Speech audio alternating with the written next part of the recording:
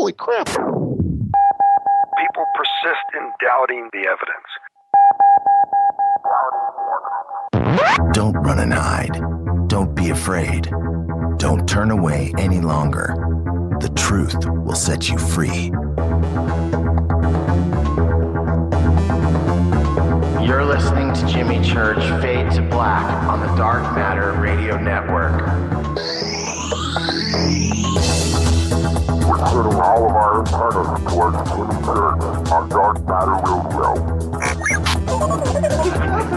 And now, your host, the captain of conspiracy, the prince of paranormal. This ain't your daddy's radio network show. This is Jimmy Church, Fade to Black.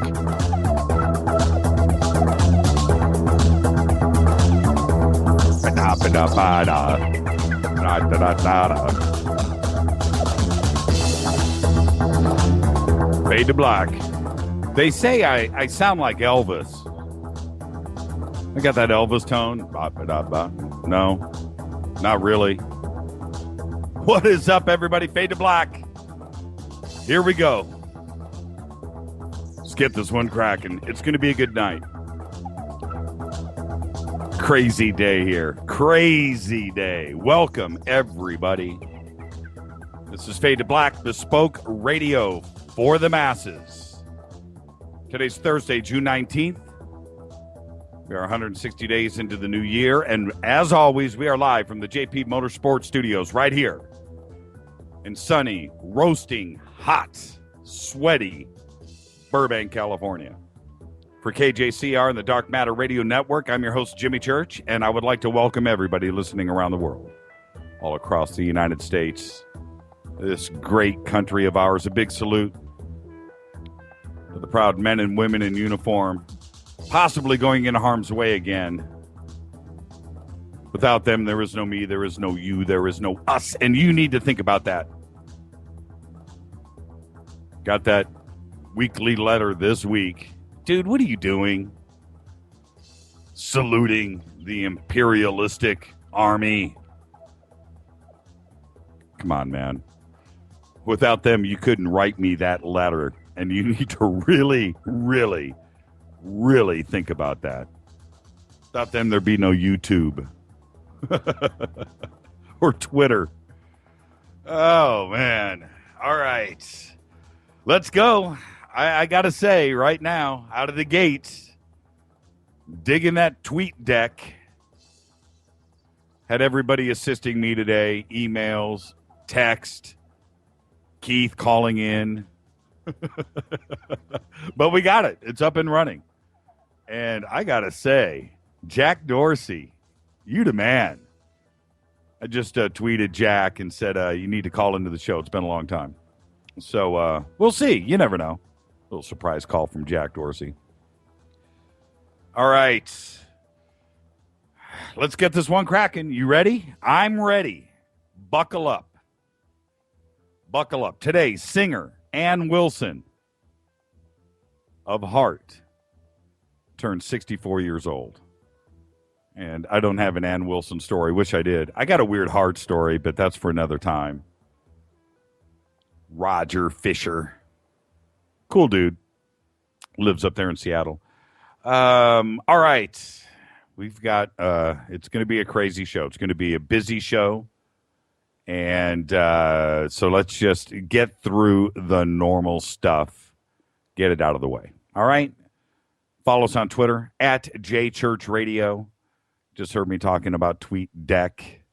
Man, that just makes my life so easy right there. Just blink, blink, blink, automatic. I've got 2 feeds going on. Okay, I've got the notifications feed, which is direct to me at JChurchRadio. So if you want to do something direct and you don't want anybody else to see it, I guess that's how you do it, at JChurchRadio. You want to hang out with everybody else, it is hashtag DMRadioNet. Hashtag DMRadioNet. We've got our normal crowd that hangs out at that hashtag. So if you want to go hang out and ask questions and share thoughts with everybody else during the show. That's a really great place to do it. I watch it during the show. Try not to read too much of it. But, every night we fly through probably 300-400 tweets and growing. We're trying to manage it and trying to get this done the best way that we can. And all of this was done by you. Okay? Tweet deck, the hash, all of that is done by you. And you guys tried to figure out a solution for it.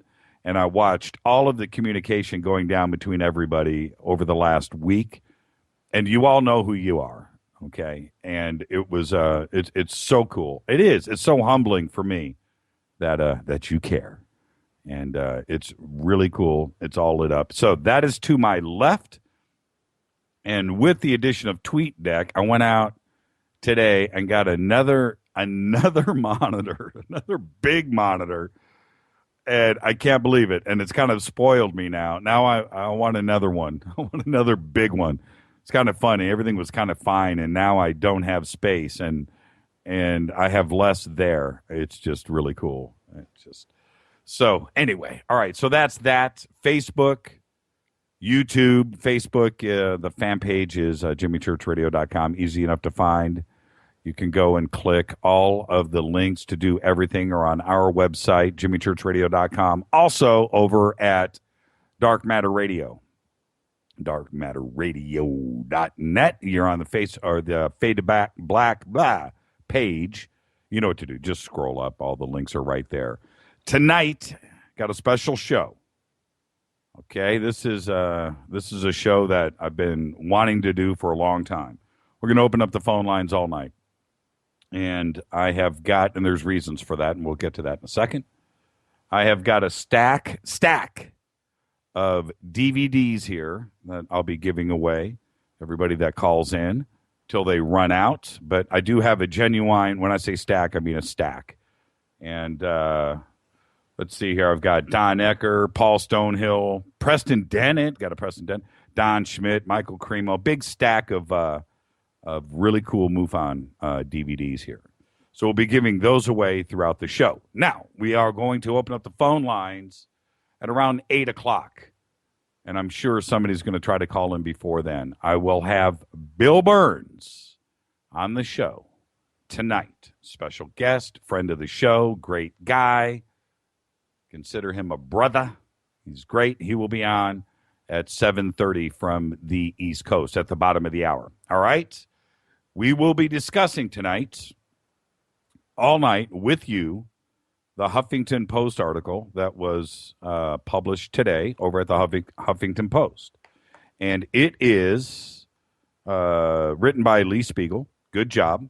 Written about the Malibu deep underwater base that Maxwell, Dale Romero, his son Jason. Jason's name didn't get into the article. But Jason, you know what you've done for this. And, well, I'm saying it now publicly. There you go. All right. Jason Romero. So, anyway, we'll be discussing that article all night. If you have not read the article, you can go over to jimmychurchradio.com right now. Scroll down. It's right there. You can't miss it. Big red letters. And the Huffington Post article. It's just a link. Click over. Go read the article during the show tonight. Read it now. Take you 5 minutes. Blast through it. A lot of information there. And call in. Tell us what you think. That's it. I want to know. I want to know how everybody feels about how mass media is dealing with a very touchy, sensitive subject like this. And in my opinion, articles like this come along every 25 years. Something like this. Something that's this breaking and this, this interesting and the possibilities of it. And not since Bob Lazar. There hasn't been anything since Bob until now. Well, you can call Rendlesham Forest, something like that. But then again, that was 1980. So you're looking at, like I said, every 25 years, something like this comes along that's this big. And how will mainstream media, the MSM, the mainstream media deal with a subject like this. Lee Speigel did about as good a job as you can with editors and everything else. And so I need everybody to go check out the article. Call in. Let me know what you think. All right? And that's what the show is going to be about tonight. So I left this evening, and everybody was asking, where's the guest tonight? Where's the guest? I knew the article was coming out, and I left tonight open. I reached out to Bill Birnes because, Bill, there isn't anybody out there probably more media savvy than Bill Birnes. And he has reviewed the article, hasn't given me his opinions or anything like that. That's not the point. The point is, this is a big deal. This article is a big deal. And I thank the Huffington Post for considering it and writing and handling it like they have. Very sensitive. Very sensitive. So we'll be spending a lot of time on this tonight. And that's the deal there. Okay. The link, like I said, just go over to jimmychurchradio.com, scroll down, you'll see it. It's right there. It's at the top or right below all the other, the contact in the desert. I think it's falling right below that. Okay. So you guys know the number 323-825-5045. We'll have Bill at the bottom of the hour. And with that, let's move on. That's what the show's about tonight. It's going to be great. It's going to be fun. And looking forward to everybody's participation. This is Bespoke Radio for the Masses. And never, never forget that. The show's for you. Contact in the Desert, also at jimmychurchradio.com. Go, click, and enter. The banner is there. While you're spending some time over at jimmychurchradio.com and you're clicking on the Huffington Post article, please, if you haven't entered, take the time to go and enter the contest. Click on the banner, and that'll take you over to the Fade to Black page. It's right there. It's easy to do. Just register, enter the contest. It's a 4-day full pass, $400 pass to Contact in the Desert. Come hang out with all of us.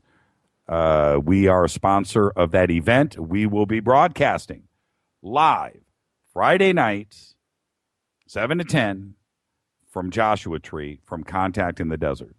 And all of the winners, all of you guys, everybody that wins, that comes on out and hangs out, you're going to come on this show with me. And you just don't know who is going to be with us that night on the show. So everybody that you've looked up to, maybe wanted to talk to or admired or not, and you just wanted to get rough and go, why? That's your chance. Come hang out. You just don't know who's going to be with us on the air that night. And, okay, so that's that. Let's see. Yeah, it's going to be Tellinger, Tsoukalos, Von Doniken. That guy from Coast to Coast is going to be there. And it's going to be really, really, really good. Nick Pope. Yeah, it's going to be great. Richard Dolan. All right. The winners from last week were Rick Sinnott, Brad Beining, Arturo Portillo, Shakira Bluesun, and Walter Lewis. And we'll be announcing the next round of 5 tomorrow night right here at Fade to Black. It's going to be great. All right. So with that, I've got a bunch of email. I'll wait to do that. I'm trying to think if there's anything else I got to get out of the way here at the front of the show. No. When I come back, I'm going to take a quick break. When I come back, we will bang through a ton of email after last night's show. That was a great show last night. Truth Seeker, man, I had a great time. And I hope he's listening right now. That was an absolute amazing show last night. This is Fade to Black, Bespoke Radio for the Masses on the Dark Matter Radio Network. I'm your host, Jimmy Church. This is the Thursday edition. All right, everybody, you ready? I'm ready. Let's get this one cracking. I'll be back right after this. Do not touch that mouse. Back right after this.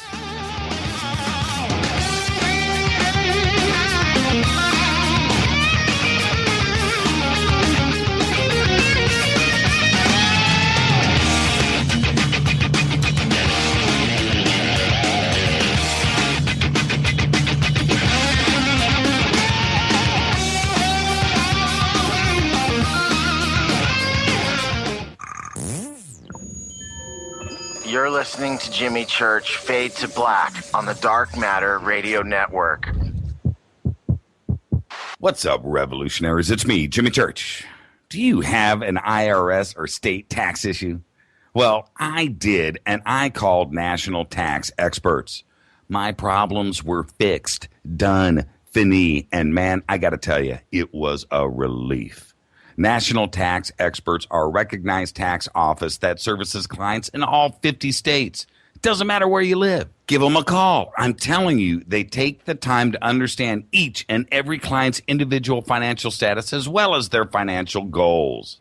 And that's exactly what you need, my brother, when you're taking on the evil three-letter. So, seriously, give them a call today at 1-877-909-5444. Again, 1-877-909-5444. Or go check out their website, www.nattaxexperts.com. That's NATTAXEXPERTS.com. Tell them Jimmy sent you. This is KJCR at JimmyChurchRadio.com. On the Dark Matter Radio Network.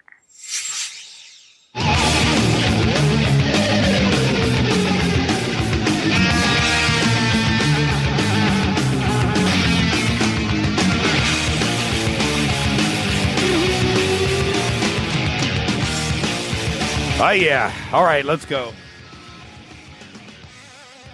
Fade to black. Yeah. That was a cool show last night. Dizzy Reed calling in. Guns N' Roses. That was all right. Hadn't talked to him in a while. All right. Truth Seeker. You know, it's kind of cool. One of the things with this show that is that I think is a really cool way to approach things is, you know, I come from the entertainment industry. I come hardcore from the music side of things.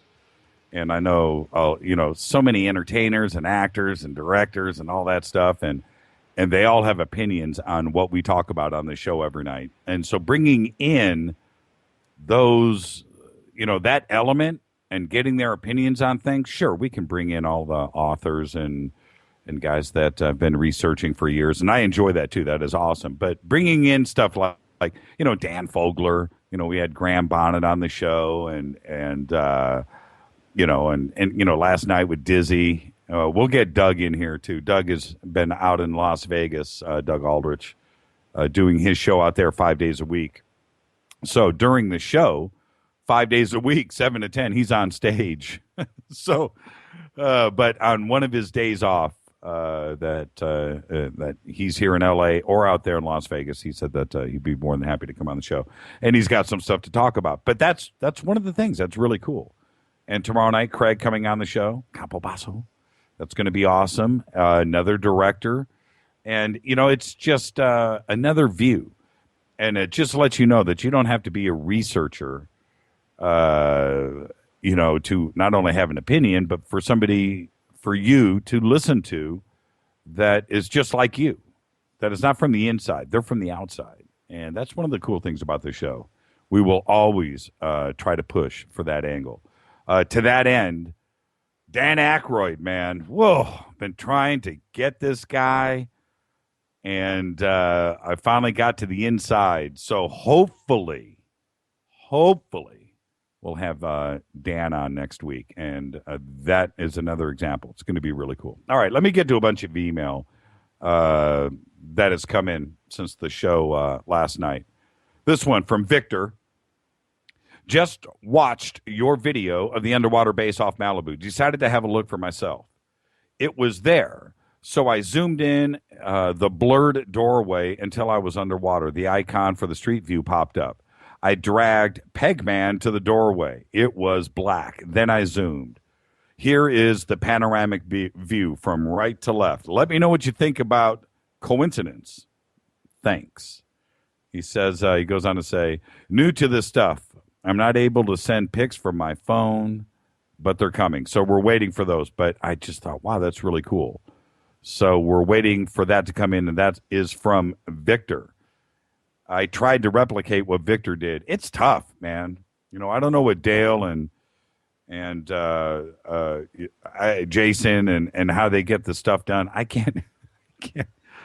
I wish I had their software. Another email from Renee. She says, I just loved eavesdropping on your on-air conversation with Dizzy Reed. Yeah, that was pretty cool because it was just a conversation between friends, and that was pretty fun. Don't get to do that often. So, with witchcraft and teleportation now checked off the list, you've now covered on Fade to Black every single esoteric topic of importance in only 80 programs so far. And you've introduced us to younger truth seekers like Truth Seeker. And it gives me hope for our collective future as a fully conscious species. Couldn't agree with you more, Renee, and that's why your email got read. You're absolutely right. That's what we're trying to do here. Fresh. It's the Fresh, Prudent Show. It's fresh, man. This email came in from Walter. Truth Seeker is very well spoken on the subject. Demons, devils, voices in the night, evil influence that subtly works to push off the track towards darkness. What if the archons were the source of everything dark in the night since the dawn of time? Religions created as a way to resist, a way to generate the positive energy needed to fight them. And that is a great email. That's what I expect from you guys. You need to be on par right there with Walter. You need to sling that. And the thing is, when presenting Truth Seeker to the world like that, this is a guy that went way dark. Way dark. And we all have dark thoughts from time to time. Well, he pursued it and lived it and came back to become the young man that he is today. And and for him to be able to talk about it on those levels. And he went and researched and invested and did everything he could to find out why he went there. And he wants to share that. That is, he's an incredible young man. And his music is absolutely amazing. He doesn't play around. And that was a great show last night. Okay. Let's see. From Ben Miller. This came in a few minutes ago. And when I say that, I think it came in 2 minutes before the show. He says, thanks for posting the HuffPost article on the Malibu structure. As usual, the science guys who should be anxious to investigate this potential unnatural object are fast to write this off as erosion. You and your group are the real scientists for wanting to do actual look-see with remote cameras. Maybe it is erosion, but it looks so different from the other nearby eroded undersea land. I cannot wait to get some real data on this site. And that's exactly right. I couldn't agree with that. That's it. That's great prose right there. That's good typing. Yeah, the site to me, I've had. Oh, by the way, I just got to say this really quick, just so everybody knows that I am very, very, very aware of what's going on with the literally thousands of views of the video that we posted on that. With editing that goes on here, there are certain files that are saved inside of our video editing programs. And I'm talking about graphics. And inserting into the master file with everything that is around it with all the graphics, that's all that ever really occurs. And we thought, so we don't actually go and watch a 3-hour video. We don't do that. It would take 3 hours. And there isn't that much time. And so anyway, the word subscribe in all of our videos up until about a week ago or 2 weeks ago said, I think, subscribe. It didn't have the S in there. And this has been going on, and I know everybody out there is listening going, yeah, man, we saw it. And most of you that know me just laughed about it because it's just stupid. But it had been out there. And we thought here that had been fixed many times. And for some reason, the old that it kept reloading into the master file with that program. It was fixed once or twice on a couple of videos, and we thought we were done with it, and then boom, it popped back in. Now with the Malibu base video, it popped back up, and we didn't check it, and that's my fault. I'm the boss. I'm the guy that anything goes wrong, it's my mistake. No matter who does it, it's all on my shoulders. I should have checked it out. I didn't do it. I thought it was right. And everybody posting on YouTube and sending me emails, dude, lost all my credibility when you couldn't spell subscribe. Can't spell it all. So there you go, man. I'm putting it out there. It's not that big of a deal, but I'm not going to pull the video down just to go fix that word. And if somebody's got problems with that, then whatever. It happened, man. No big deal. And if you looked at other videos, you'd see that it is right. It's just one of those things. It's an anomaly like the deep underwater base. We don't know what's going on. Oh, man. All right. See, I got Ben Miller out of the way. Keep the guest requests coming tomorrow night, Craig. Campobasso, who's going to be here tomorrow night, that came from you. So think about that. And that came in a long time ago. We had to chase him down and get him in. Tomorrow night's going to be great. He has got a new movie coming out that is at the Burbank Film Festival. It is called Stranger at the Pentagon. You should go check it out. We'll have everything up for it tomorrow night. They're working on the final edits of the film, but I think we have a trailer up, and the movie poster and stuff is out.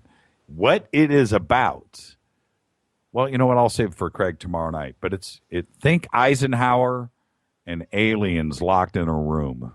That's what this is about. Almost documentary-ish, and it's really good. So anyway, Craig, tomorrow night came in from you guys. So always send me guest requests. And pretty much, I don't reveal who the guests are. Okay, don't do it. We're locked up and we're booked up through the end of August right now. We've got a couple of open dates, but we're booked up. And I go and I look at that, and this is what happens. You send me a guest request. Usually I know who that guest is. But I immediately, if they're cool, they're worth it and worthy, I'll do it right there, or the producers here. We will immediately contact that guest and get them booked. That's how it happens. So if you ever wonder, man, Jimmy's got it all locked down this week. This is really cool. That's how it happens. It happens from you. Okay? We've done 80 shows. 80 great guests. 70 of them, 60 came from you. And don't ever forget that. This is bespoke radio for the masses. All right. I'm looking, man, I'm the tweet deck, it's almost kind of strange. It just blink, blink, blink, blink, blink, blink. And you guys are looking at the same blinks I am. It is just blazing by. You guys need to slow down a little bit so I can actually read these. Then I have to go back, and I've got to scroll backwards, 80 tweets. Wow. But everybody's in tonight. During the break, I'll take a quick glance through. When I come back, man, we've got a great week lined up next week too, by the way. When I come back, it will be Bill Birnes in the house. Don't forget that. You know what? Tonight, should we do on this break, you know what I'm going to do? Let's listen to a little Truth Seeker after Doug. This is Fade to Black. Yeah. Thursday nights on the Dark Matter Radio Network. I'm your host, Jimmy Church, at JChurch Radio. Hashtag DM RadioNet. Jimmy at JimmyChurchRadio.com. You know what to do. I'll be back right after this. Stay with us, everybody.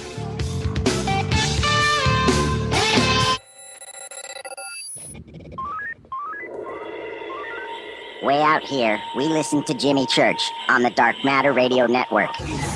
Dark Matter. Dark Matter. Dark Matter. Dark Matter. Dark Matter. You're listening to Fade to Black on the Dark Matter Radio Network. ¿Qué tal, mis amigos? Yo soy Mario Carson, el tiburón, y los invito para que escuchen a mi buen amigo Jimmy Church Radio. ¡Claro que sí! Oi, oi, I'm Reese Evans. You're listening to Jimmy Church. This is Revolution. The revolution will not be televised. The revolution is on radio. Ciao.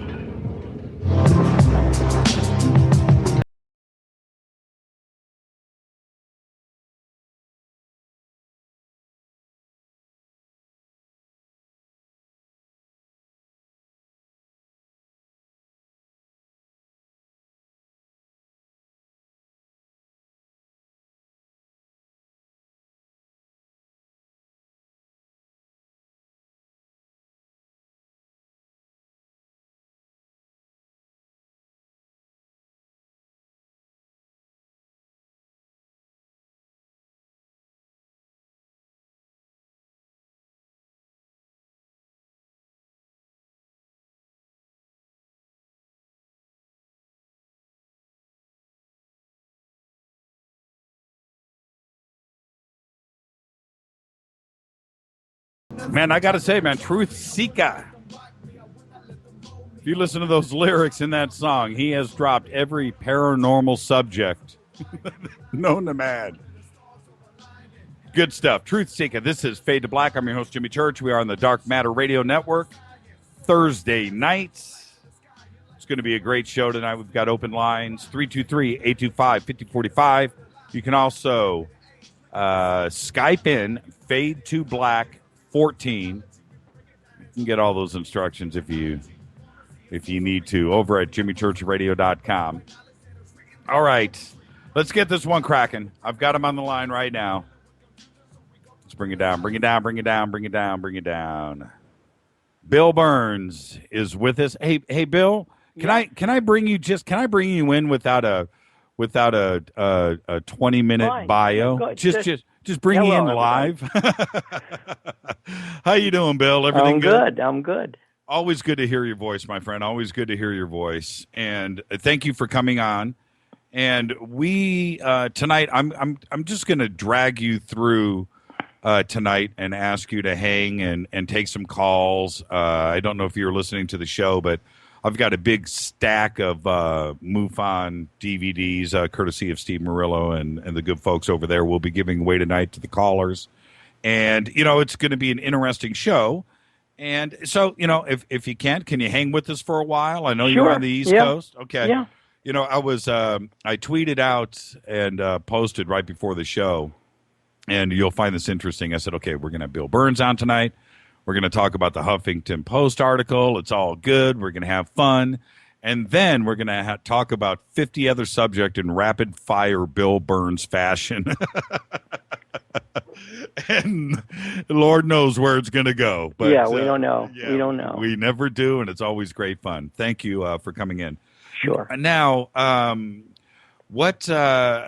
again, for everybody out there, the Huffington Post article is out, written by Lee Speigel. The link for it, so you know, and you can reference what we'll be talking about all night, is the link is over at jimmychurchradio.com. So you can just go over there right now, click on it. It'll take you over to Huffington Post, and it'll take you straight to the article. You can blast through it. And I know, Bill, I know that you read it today. I've read it a couple of times. And so let's just get into this. And the first thing is this. Now that this article is out, and it's a good article. It's well written, and I do want to thank the Huffington Post for crossing a subject that is very sensitive. And I had said, but look where they put it. Well, let's get to that too in a second. Well, you know what? That's where they put that kind of stuff, and I understand that, but you never know. It could get elevated and switch pages. And but before we get to that, now tomorrow, after Huffington Post, now everything else is going to start to crank out there. We will be talking that we're going to do a CNN thing tomorrow and a couple of other mainstream things, and it will be interesting to see how everybody else in mainstream media picks up on this from Huffington Post, how they treat it, and how things, now move forward in the news cycle. Spoiler alert. If you think the Huffington Post was snarky about this, you don't know what's going to happen to places like CNN and places like that. You can't control it, can you? You can't. Well, it's not even that. CNN, MSNBC, to a larger extent, Fox News, but certainly the three major news networks, all adhere to a kind of unspoken but understood among the group standard. And that standard is a window of acceptability. It's a framework where certain stories get an open-minded treatment and certain stories get rejected. Stan Friedman, my good friend Stan Friedman, has a thesis that in terms of how the media, and this is in direct, like I wonder how CNN's going to treat this. I've been on Larry King a few times. I know how he treated it. But there's a window of acceptability. And one of the things that Stanton mentioned was that the media and skeptics, die-hard debunking skeptics, will adhere to the principle of anything but alien, ABA. And that's exactly what's at the bottom of this article. I mean, so in one respect, everybody agrees. You agree, I agree, Stanton agrees, they agrees that there is a far too facile and quick reliance on UFOs to explain the unexplainable, even though that's exactly what the unidentified U means. But that is very facile, and that's exactly the point the article makes. At least this person, West, at the end of it, saying, he makes the perfect division. Yes, I think that UFOs are real. He doesn't believe in UFOs. He says, I think they're real. I think there's a reality to them, etc., and then goes through some of the arguments of why he thinks they're real.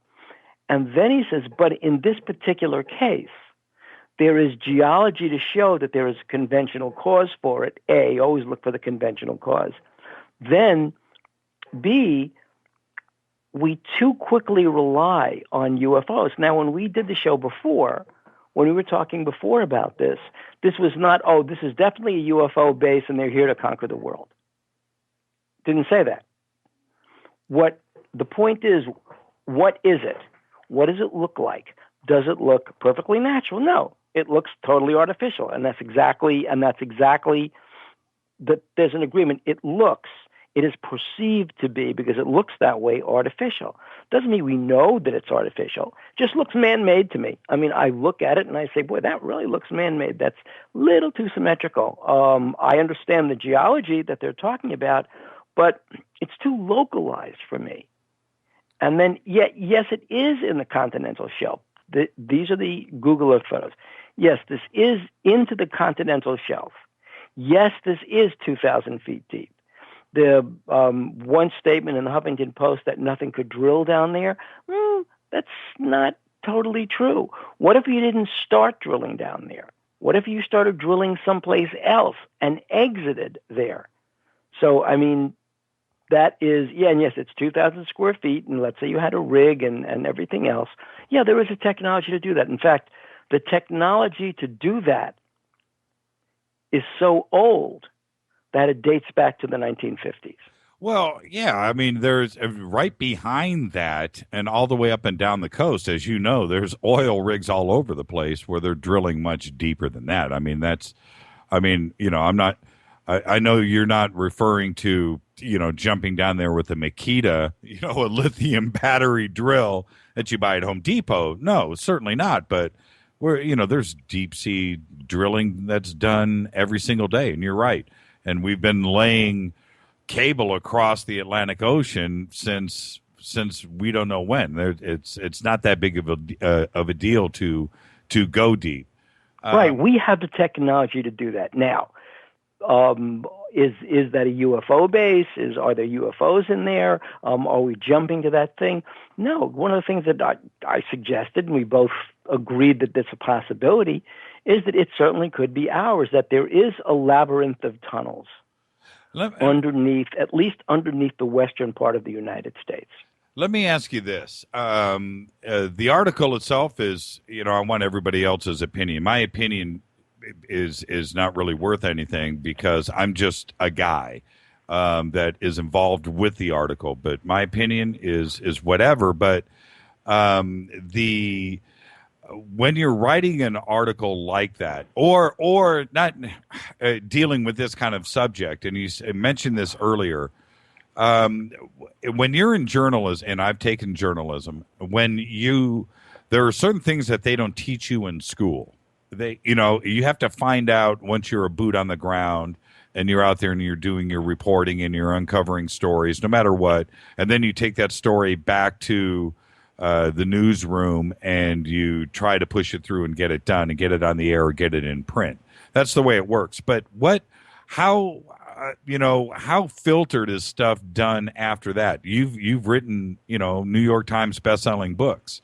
Stuff is filtered. I mean, as far as the media is concerned, there is a sluice gate. Certain things get through.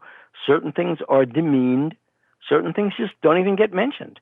And that's why when you hear on some of the news shows, wow, we've just discovered this. How come nobody's picked up on this? Well, the fact is there are things that you don't pick up on either. In some cases, because you don't know. In some cases, you do know and choose not to pick up. Right. So, I mean, that has certainly been my experience with the media. I mean, in the Dr. Feelgood book that I wrote with Rick Lertzman, our book was picked up by all the conservative right-wing media. They loved it. I mean, and that actually, when I think about it, it's funny. Yes, this is definitely a commercial book. I put a lot of scandal in there, sex, things like that, all in there. But if there was an intellectual conceit, kind of an academic conceit behind it, at least from my perspective, then it's the story of a drug.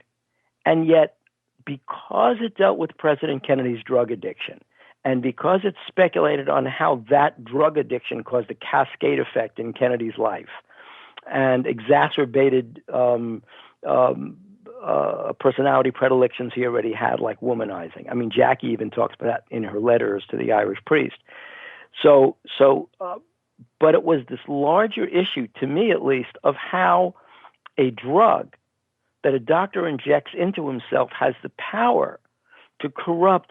This is not magical thinking. This is biological thinking. Has the power to corrupt that doctor into a state of hypergrandiosity and want to give that drug to the world and use that drug ultimately as a means of controlling other people. It wound up controlling John F. Kennedy and Jackie, but using it to control other people.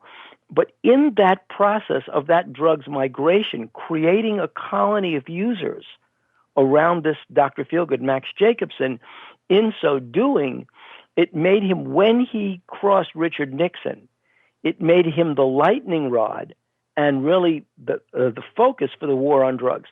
So there's all this legitimate history, policy stuff in there, but there were two things. One, you're talking about President Kennedy's drug addiction. That's been a no-no. That's been a no-no in the press ever since the 1960s. And Jackie O is off limits, too. Right, and Jackie O is off limits. And, in fact, the whole Kennedy family is off limits. Absolutely. It's just off limits, Yep. Okay? Like the Speigel cousin kid wasn't off limits because he was charged with the crime, but really off limits. So that's on the one hand. On the other hand, because I did UFO Hunters and UFO Files and all those other shows for a lot of years, then that's another thing. Oh, how can a book, even if there is some legitimacy to that, be written by the person who is, I know that guy from the sunglasses and baseball hat. So on the one hand, so there were two strikes against it. But the other books I've done that have really been pure books on psychiatry and criminology, the early books before UF Hunters are still selling. I mean, I have books literally 20 years old that are still selling, even though the information is, partially out of date. But the newer ones, especially the two newer ones from this past year, really it's the same thing with the media. Even though they purport to address the very problems you will hear on an MSNBC or a CNN in the evenings, you don't see them breaking through the surface tension. So I know that there are a whole bunch, to answer your question specifically, yes, there are a whole bunch of filters in the media. I mean, even things like independent book reviewers, for example, the New York Times will pick a certain reviewer for a certain book in cases where the person knows of that person's relationship with the author. You had mentioned the Overton window. Yeah, there is this window of acceptability, this framework of what the media can carry as a news story. This was a project, I think it's out in Michigan.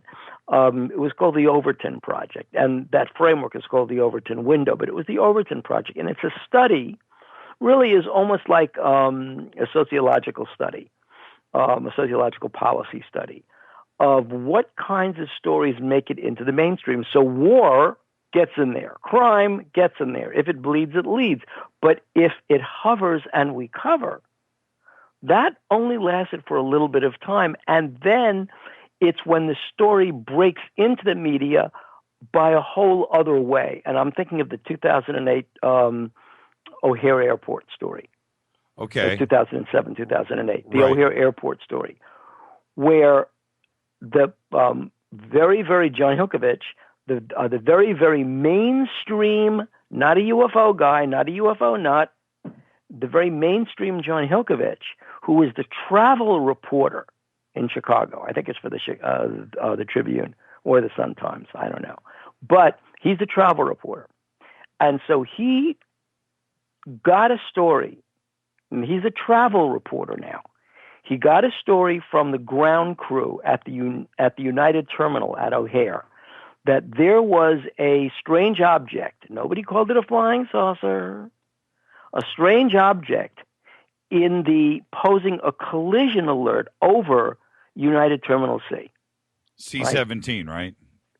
Yeah. Right. Yeah. Right. Yeah. Yeah. Yeah, it was Gate 17. But the point of this whole thing was they had to report this. This is not, some guy walking his dog seeing lights in the sky. They had to report this as a matter of their job. They were the ground safety crew. And the guy who first spotted it and didn't go running to the media with the story, the guy who first spotted it was driving the tractor, moving the jet to a maintenance hangar. So he's moving it by the little tractor you see at airports, towing the jets. In order to do that, he must look through the cockpit windows at the pilots. Why? They have to have their hands off the controls. Correct. Right? Yep. In looking through the window, their window, he sees this object. He places a cell phone call, a communication to the pilots. Do you see that? They do. That is picked up on the radios. That's how the story begins to gain some traction. The ground control tower hears that story. I interviewed the guy in the tower, picks up that story, and it issues a collision warning for all the planes around this terminal. It issues this warning. We have a UFO that people are spotting. It doesn't mean flying saucer. But the FAA Deep Six is the whole story. This is by that February. The FAA Deep Six is the whole story. But little beknownst to the FAA, all these things are taped by United Airlines because they have an independent investigation of ground safety incidents. So the tapes are all preserved. So the ground crew go to the FAA. They get no response. They go to United, and they have copies of all the emails and drawings of this thing. What it did, how it did it, that's secondary to this.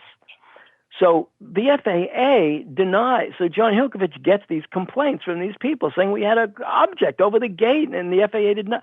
He calls the FAA. They say, oh, no, we don't have any tapes. They lie to John Hilkovich, the reporter.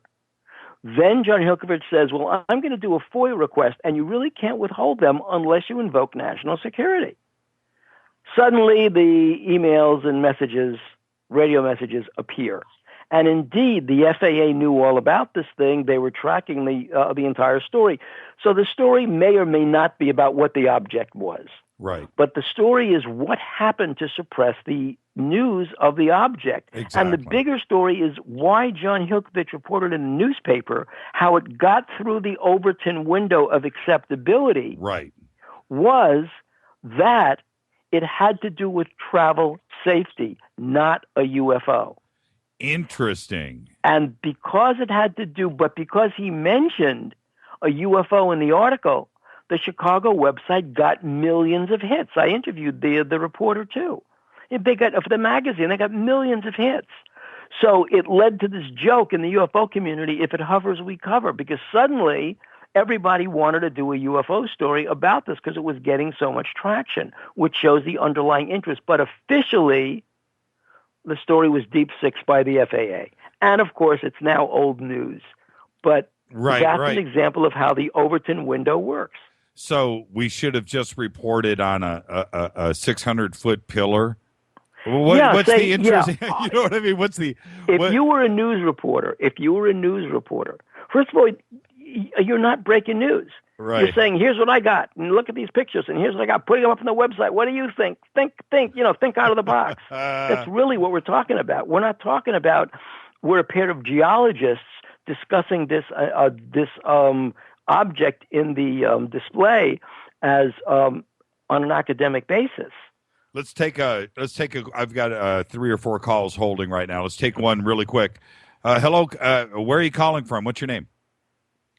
Oh, this is Brad. I'm calling from Ohio. Brad Buying Contest winner. Oh, hey, Brad. How are you, man? I'm doing good. How are you guys doing this evening? Absolutely great. Brad is one of our winners to Contact in the Desert. And good for you, Brad. Yeah, absolutely. Thank you. Brad, congratulations. And now you're coming out, right? You're coming to the show? Oh man, I can't wait. I'm so excited. It's a big deal for me, man. It's had kind of a rough last year or so, and this is just going to set everything straight. Well, you love the desert, I can tell you that. Yeah, Brad, it's going to be a wonderful time, and looking forward to meeting you. And so you're online right now with Bill Birnes. Now, Brad, you've won a contest to tickets to Contact in the Desert. Now it looks like I'm gonna give you a DVD tonight. All right, so I'll let you take first crack. You got Don Ecker, Paul Stonehill, Preston Dennett. Let me see what else we got here. We got Don Schmidt, Michael Cremo. I've got a few of each. Which one do you want? I definitely want that Cremo for sure. You want Cremo? That'd be my choice too. That's actually pretty good. Yeah. All right. Cool dude. All right, there it is. There's your DVD. I'm handing it off to the producers. There you go. We'll get that in the mail to you. Do me a favor and just send Rita your address, and we'll look for the email, and we'll get that out to you. Okay, so do you have a question for Bill or comments on the article? Yeah, I just wanted to call in and let you know how cool this is. I mean, this Malibu base has just, to me, it's a huge breath of fresh air, I think. Because, I don't have a whole lot of friends that are, into ufology or anything. And you try to talk to them, they're like, oh, you mean Area 51 UFO? And it's the only time anything's been seen, Right. And people who aren't into this are hearing about it, and it's so cool because it's kind of pushing it out there a little bit, it's kind of giving a new breath, and people are getting into it, man. It's just great. It's just a really cool thing. And this show is just awesome. I mean, you guys, it's just, you're doing a fantastic job. I can't say no. Hey, Brad, thank you. Thank you for the kind words. I've got calls backed up. You're the man. Yeah. Write Rita right now and send Rita your address, and we'll get that out to you. And I'll talk to you tomorrow night, man. Cool, Jimmy. Thank you, Brad. All the best, man. Mm-hmm. Yep, bye.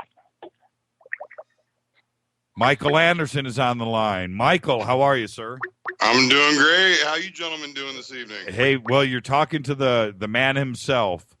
Yeah, I listened to him, and I think it's his wife's show. I've listened to them a few times too. It's an excellent show. Thank you.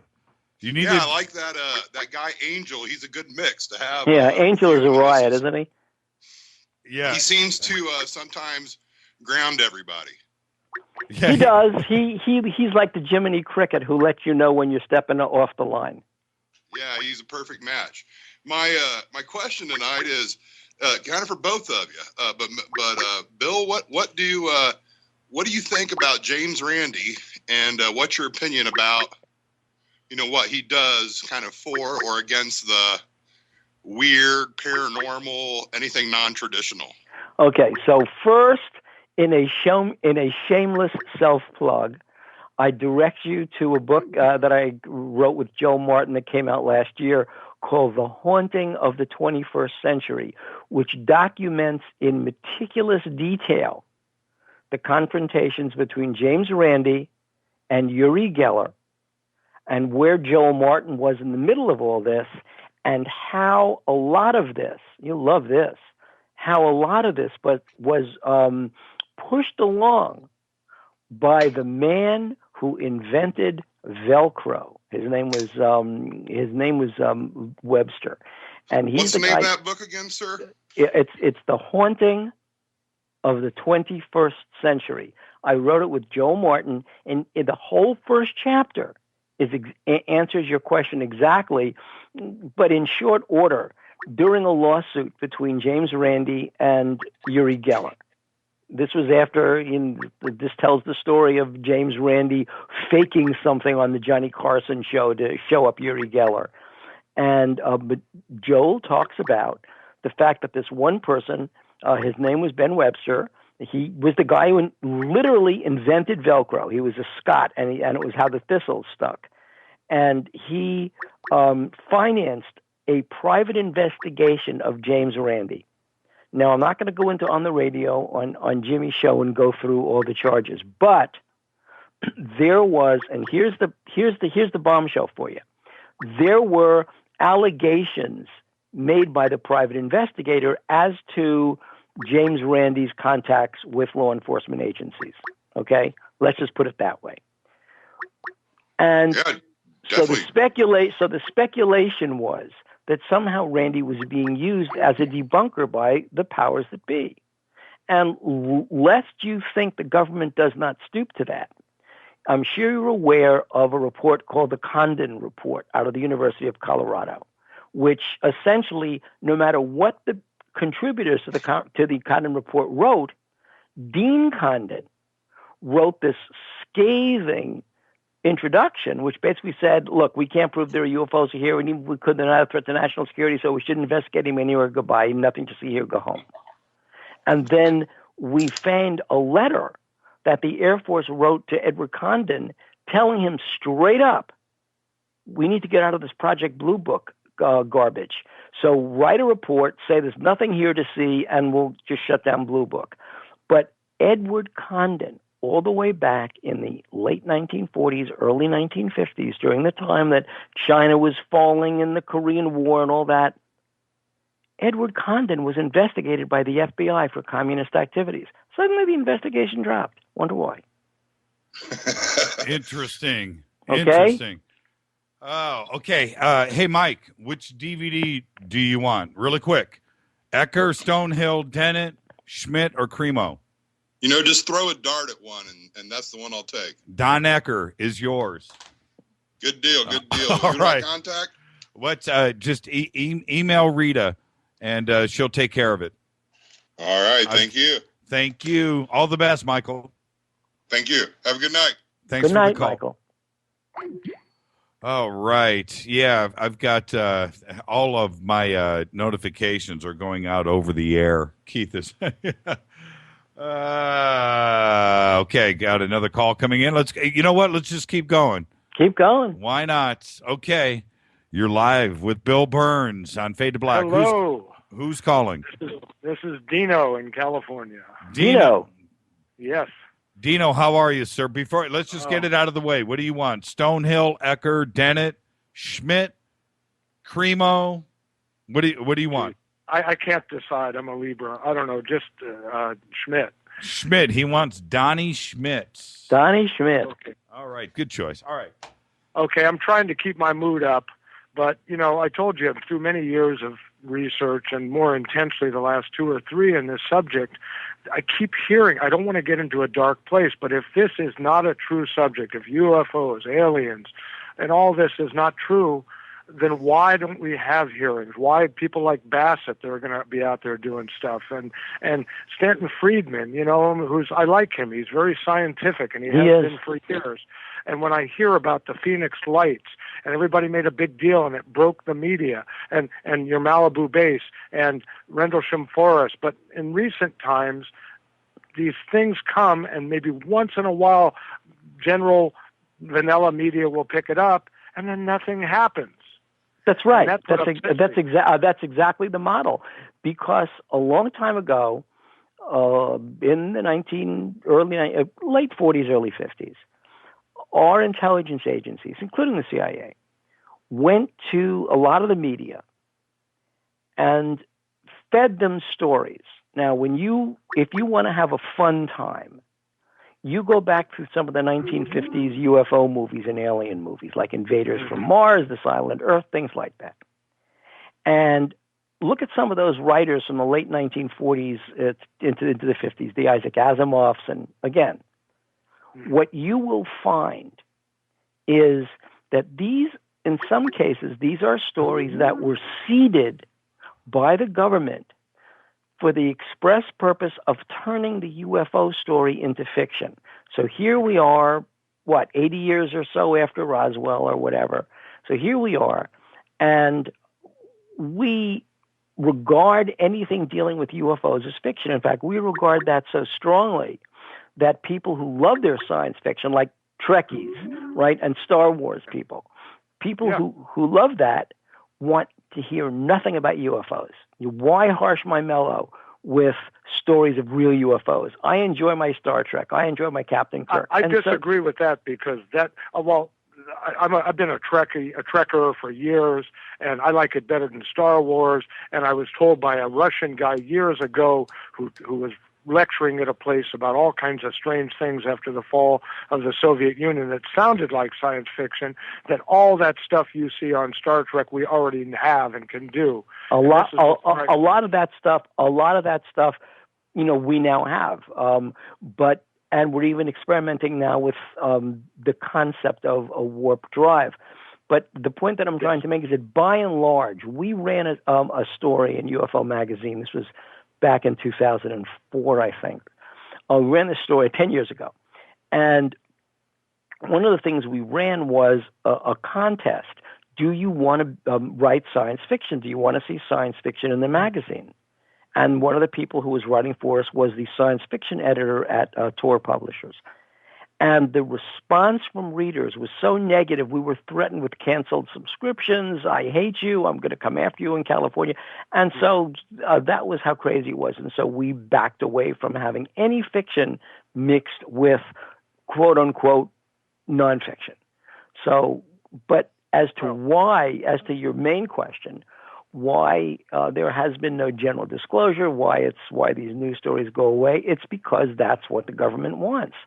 Because in my opinion, the real truth about UFOs goes not to some visitors from another planet, but goes to our very existence on planet Earth and the very structure of a corporate system that we're in. And the more I examine this from different aspects, and I'm not being spiritual, I'm saying that I see this as something vaguely political, because why would the government care if UFOs are real? If they don't pose a threat, yeah, they're real, who cares? Some people from another planet. In fact, in our early framers and founders, like George Washington and Benjamin Franklin and Thomas Jefferson, fully believed in life in other worlds, because there was a book about life on other worlds in which this person came right out and said there's life on other worlds, and all these people believed in it. So it's something different. Interest. Just everything you said. I mean, the day the Earth stood still, 1951, probably planted the seed in my little child's brain when I first saw that as a kid. And to this day, when I take it as an adult more seriously and I look into this stuff, this is what depresses me, that it gets to be so dark. And is it the government, or is it the illuminated ones that have a secret breakaway society? I mean, it's depressing. And when I talk to some people who have known me for years that respect me, they'll listen to me. But it's like the guy said the other night. He said, you show them the light and it blinds them, and they don't want to get critical, and they don't want to think. They don't want to think think about 9/11. And I used to say, "Oh, don't worry about that stuff." And I'm just trying not to be dark. I just want. Well, don't be truth dark. to come I mean, it's not a question. It's really don't be dark. But and there's such conventional explanations for a lot of this stuff. For example, the reason is that nobody cares about UFOs. I mean, if UFOs are out there, I mean, think about this. Like, try and be like, don't be passionate, but just be rational. If UFOs are out there and they're real, if they're out there and they're real, what are you going to do about it? What are you going to do? Slap them around? You're not going to do anything. You can't do a thing. Right. There's nothing you can do. They're either real or they're fiction. And if the government is hiding the truth, what do you care? I mean, I know well, it to sounds... that point, excuse me, but to that point, I told a new friend that, and he is a pretty intelligent guy, and he likes music, and he does a lot of things. But when I bring up this subject, he goes, well, it could be. He said, I don't care. And I go, how could you not care? It could change the world.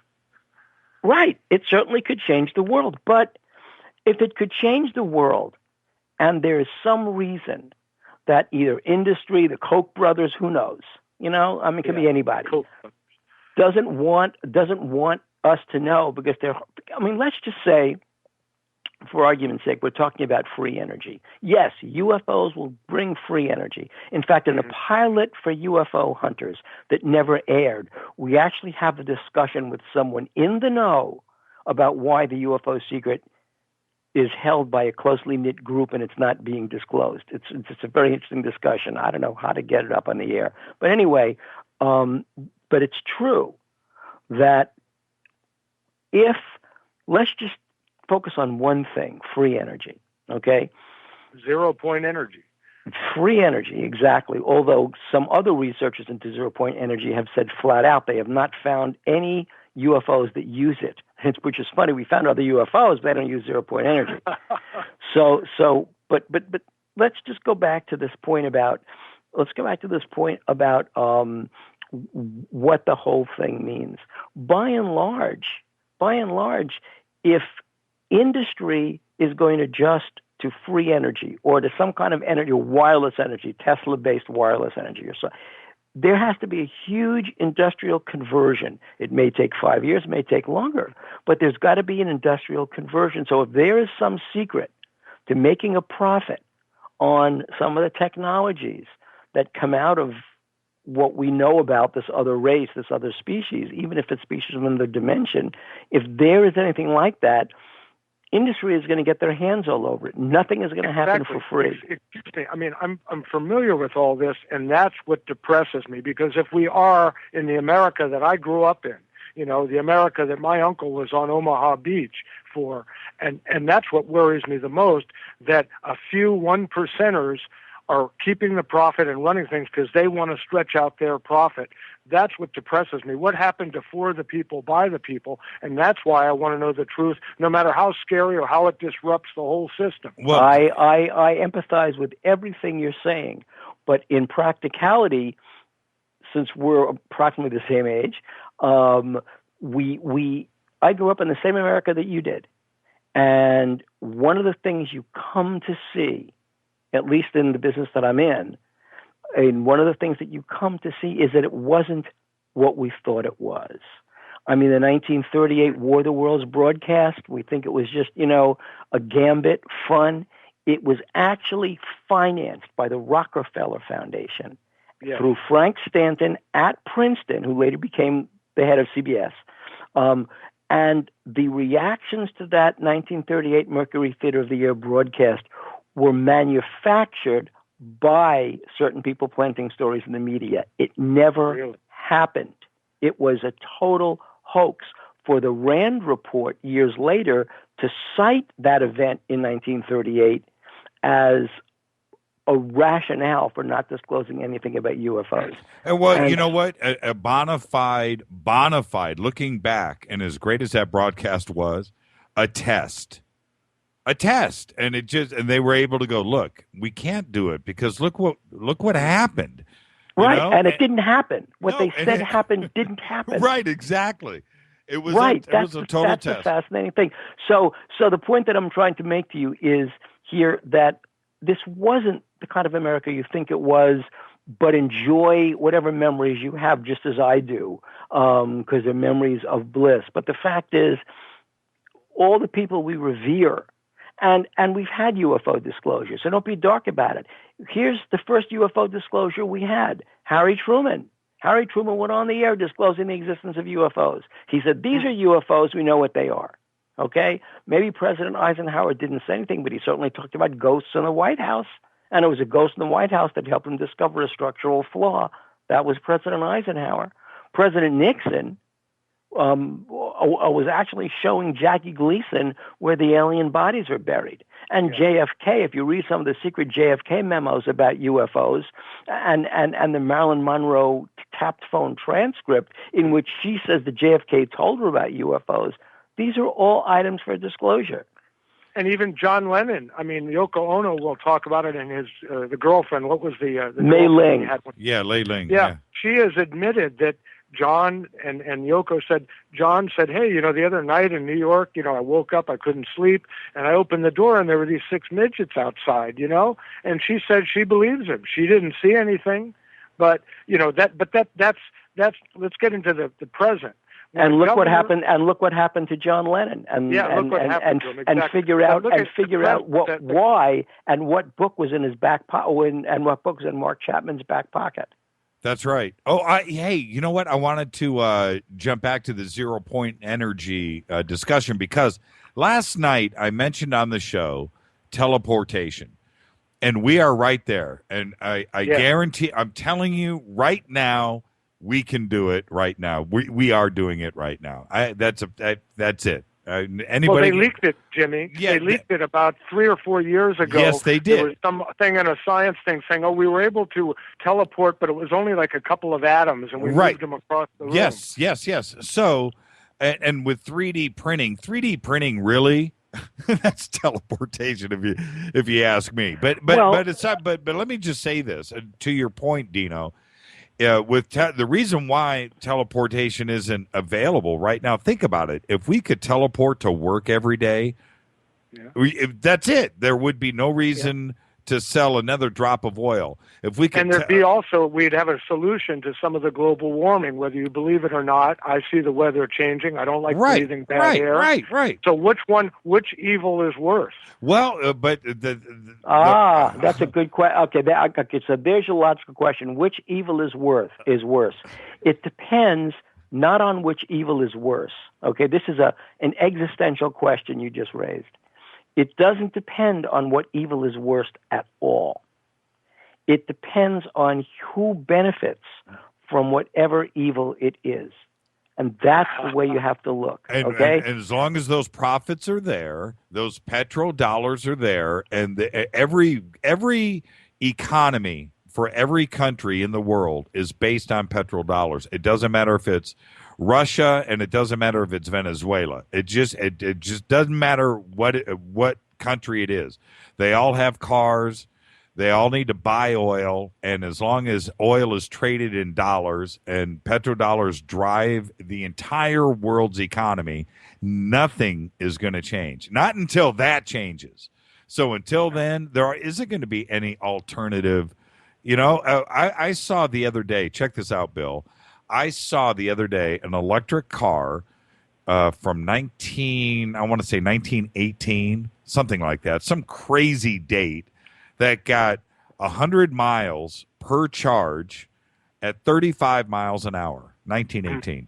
Now, we're doing the exact same thing today. You're getting 60 miles on a charge or whatever it is. You know what I mean? Nothing is advanced. And well, what about the steam motors, the steam cars they had? Water. Well, there's that aspect too. But what I mean is none of that matters to anybody until petrodollars changes. And well, I'll tell you, it would matter to me if I could run my house on something the size of a suitcase. I'd retire now and I'd do some other pursuits that would help the world more than what I'm doing for a living. So you live in California. Where in California? I like to keep it secret. I'm a little paranoid. Or do you live in Northern California or Southern California? Yeah. In Northern California. Yes. Okay, and do you have a lot of sun where you live? Not as much as Southern Cal. Okay, well, I guess my suggestion is you can start taking those steps right now, even though they may be minimal. For example, if you have solar panels on your roof, if you've got extra solar panels outside, you can have hot water heat in your house just through the solar panels and the batteries. Is it People expensive? in the neighborhood have it on their roofs, and I have double pane windows. I invested in that. Right. And I have a tankless water heater, so I'm not burning a pilot all the time. There you go. There you go. The point is, just think if that could run, on $5 a month instead of the PG&E bill of, $150 a month. Wouldn't that change that people could work less and maybe do productive things, maybe mellow out, maybe create things, and maybe be better and nicer to each other and solve some of those problems instead of sweating and toiling on a 40-hour-a-week job? So here's the big picture.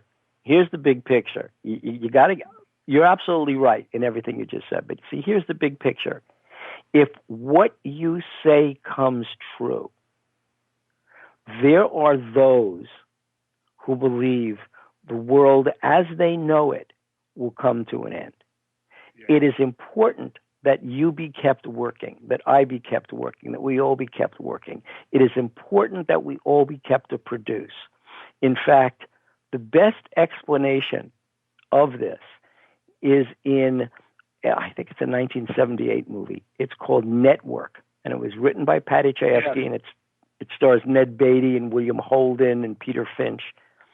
I'm mad as hell, and I'm not going to take it anymore. That's right, and Faye Dunaway. Ned Beatty's speech to Peter Finch explains it all.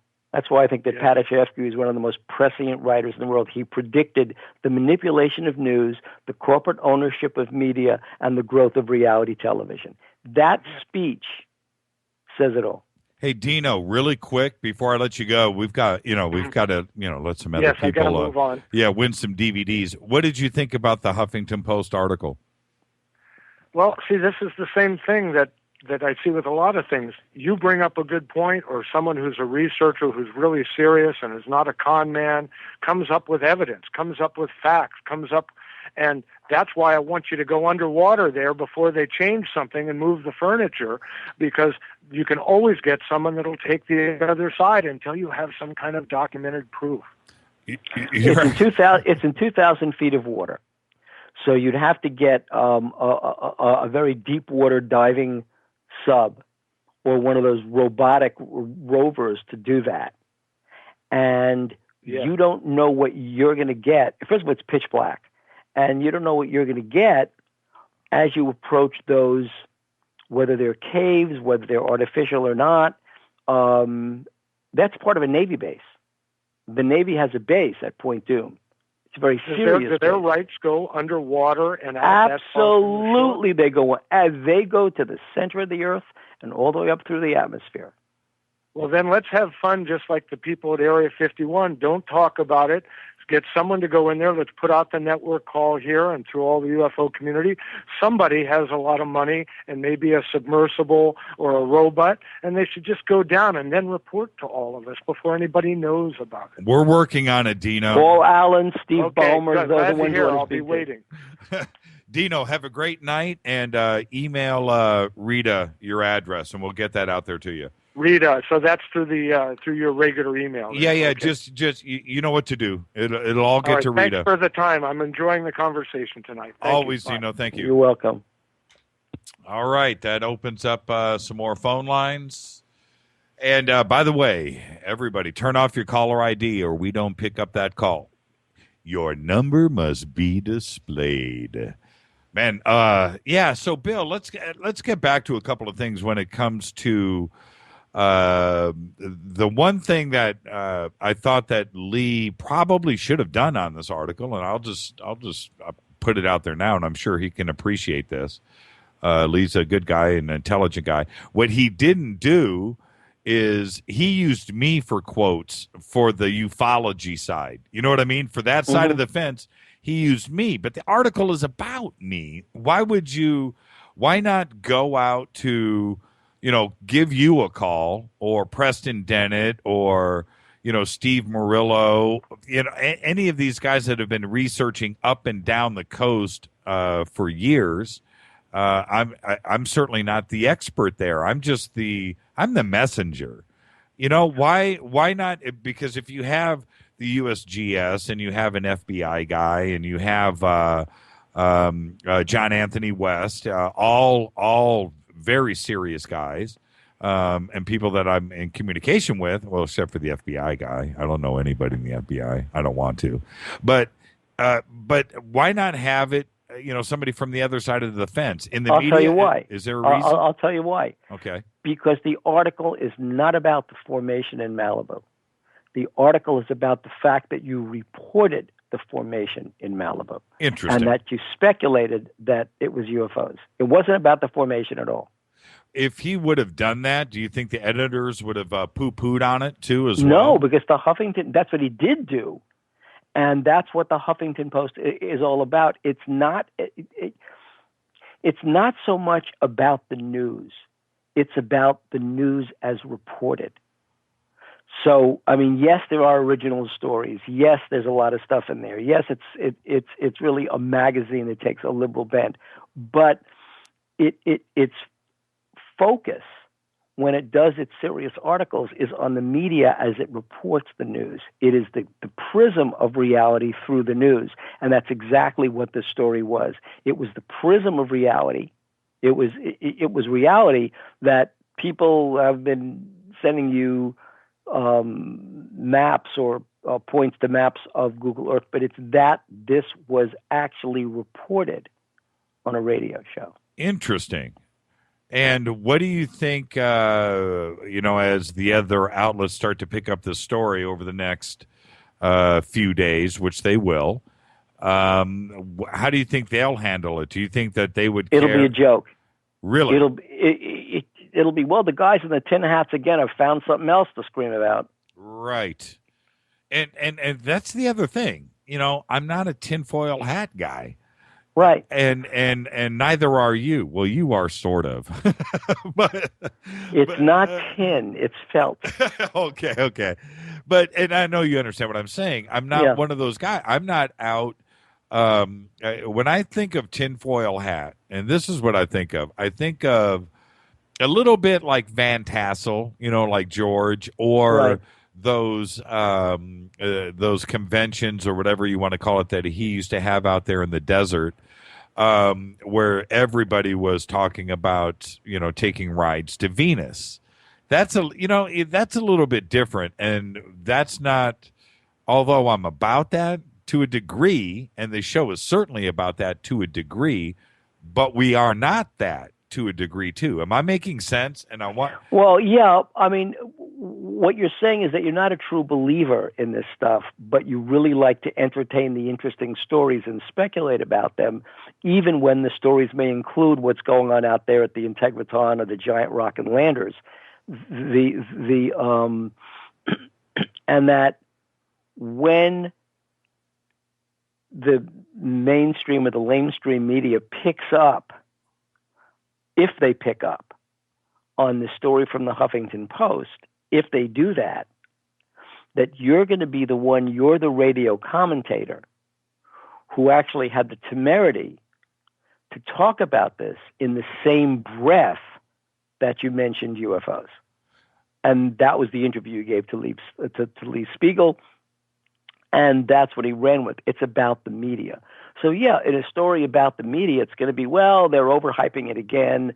The guys who basically report all these UFO stories, late night radio, internet radio. I mean, you could just, attach all the descriptors you want to. Right. But that's literally how if they treat this at all. I mean, you and I have talked about how they treated, you and I didn't talk about it. It was the director of this movie that we're working up, that it was the way the media treated the recent release of the TWA Flight 800 documentary by Tom Stalcup and Christian Borgensen and people like that. They dismissed it, even though the evidence in that documentary was compelling. They seized on the one element and I remember John King and Aaron Burnett doing this on CNN, the two of them seized on the one element and they distorted it out of all proportion because they didn't understand the purpose of that event in the documentary. It was a scientific test of center wing tags. They didn't understand why they did it. They couldn't figure it out, and they couldn't figure out why the evidence, because they basically flat out knew that the one thing you don't do is raise the conspiracy flag for TWA Flight 800. Right. You just don't do it, okay? And that's what I mean by this filter. And that is why, and they derided the Tom Stalkops of the world for this. And that is why if this goes to the mainstream media, which I doubt it will, if it does, yeah, the point is there will be some derision in the fact that, well, the Coast Guard Geological Survey says this, and a scientist says this, and somebody else says this. Boy, this radio guy, he'll do anything. Right. It's all about clicks. Right. Yeah. This is Fade to Black on the Dark Matter Radio Network. I'm your host, Jimmy Church. We are talking to Bill Birnes, and we're discussing the recent Huffington Post article that was written by Lee Speigel. And again, I want to, you have to thank Huffington Post, and Lee for, taking the chance on something like this. And, with all of the mainstream media that's out there, they're looking at all of the stuff that's going around on the web. And I'm sure that this has passed a couple of editors or producers' desks and through their hands, and they choose to pass it up. And with Huffington Post, they didn't pass up the opportunity. And, right, because go ahead. Well, over at CNN or Fox or MSNBC or Yahoo or whoever, Bloomberg, whatever you want to talk about, even the Wall Street Journal, they don't have a weird news page. You know what I mean? No, they don't have a UFO page. And that's one of the things that Huffington Post does. They will roll the dice. But this is the other thing. You don't have a breaking story like this every week. A story like this comes along. I had said this at the intro to the show. I've said it before. You've got, in the last 50, 60 years, you've got Roswell, you've got Rendlesham Forest, you've got Area 51. That's kind of it as far as really big. But what's the biggest story? I don't know. In the world of UFOs. It's not Roswell. It's not Rendlesham Forest. Hit me. Betty and Barney Hill. Oh, yeah. Of course. And the reason is Roswell, Rendlesham Forest, Area 51. Again, who cares? Well, and what you know what? You got to throw Travis in then. If you're going to go, and you got to throw Travis. You got to throw Travis. But the reason, yes, Travis Walton as well. But the reason I'm citing Betty and Barney Hill is that they wound up on the cover of Look magazine. Yes, they did. They were the poster children of the reality of UFOs. And yes, Betty Hill for the rest of her life, we would cross on book tours and I'd see her carrying the alien head around.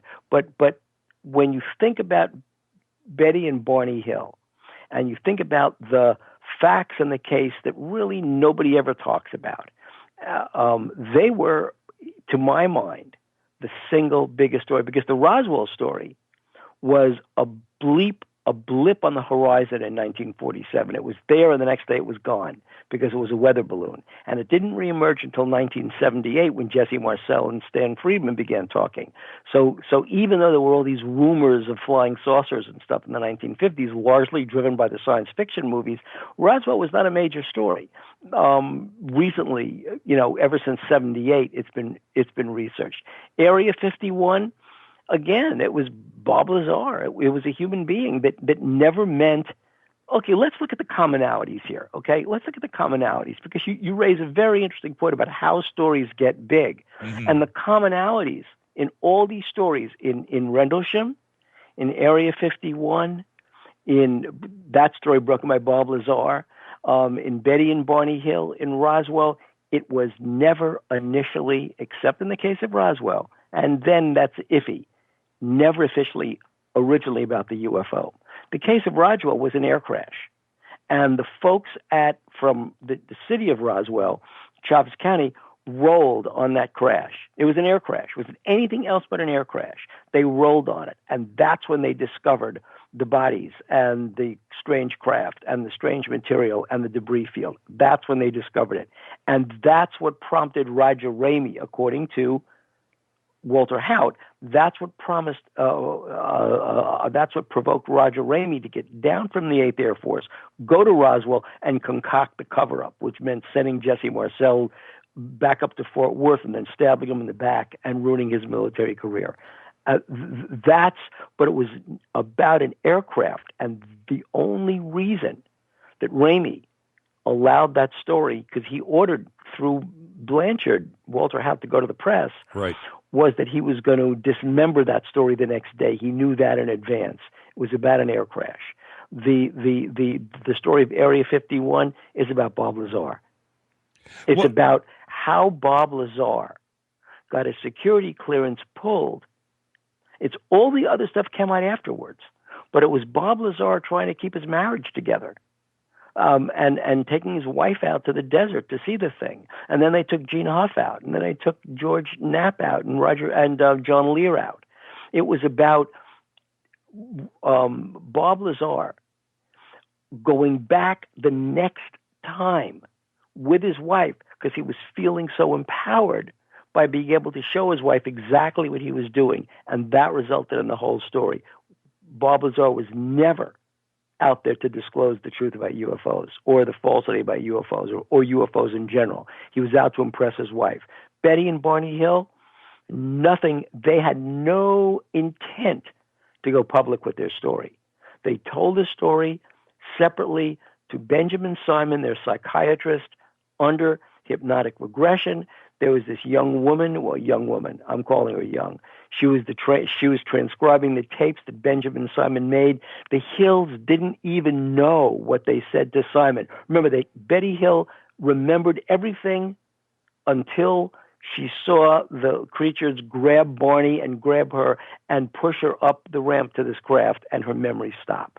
That's and right. It was only under regression that those memories came back.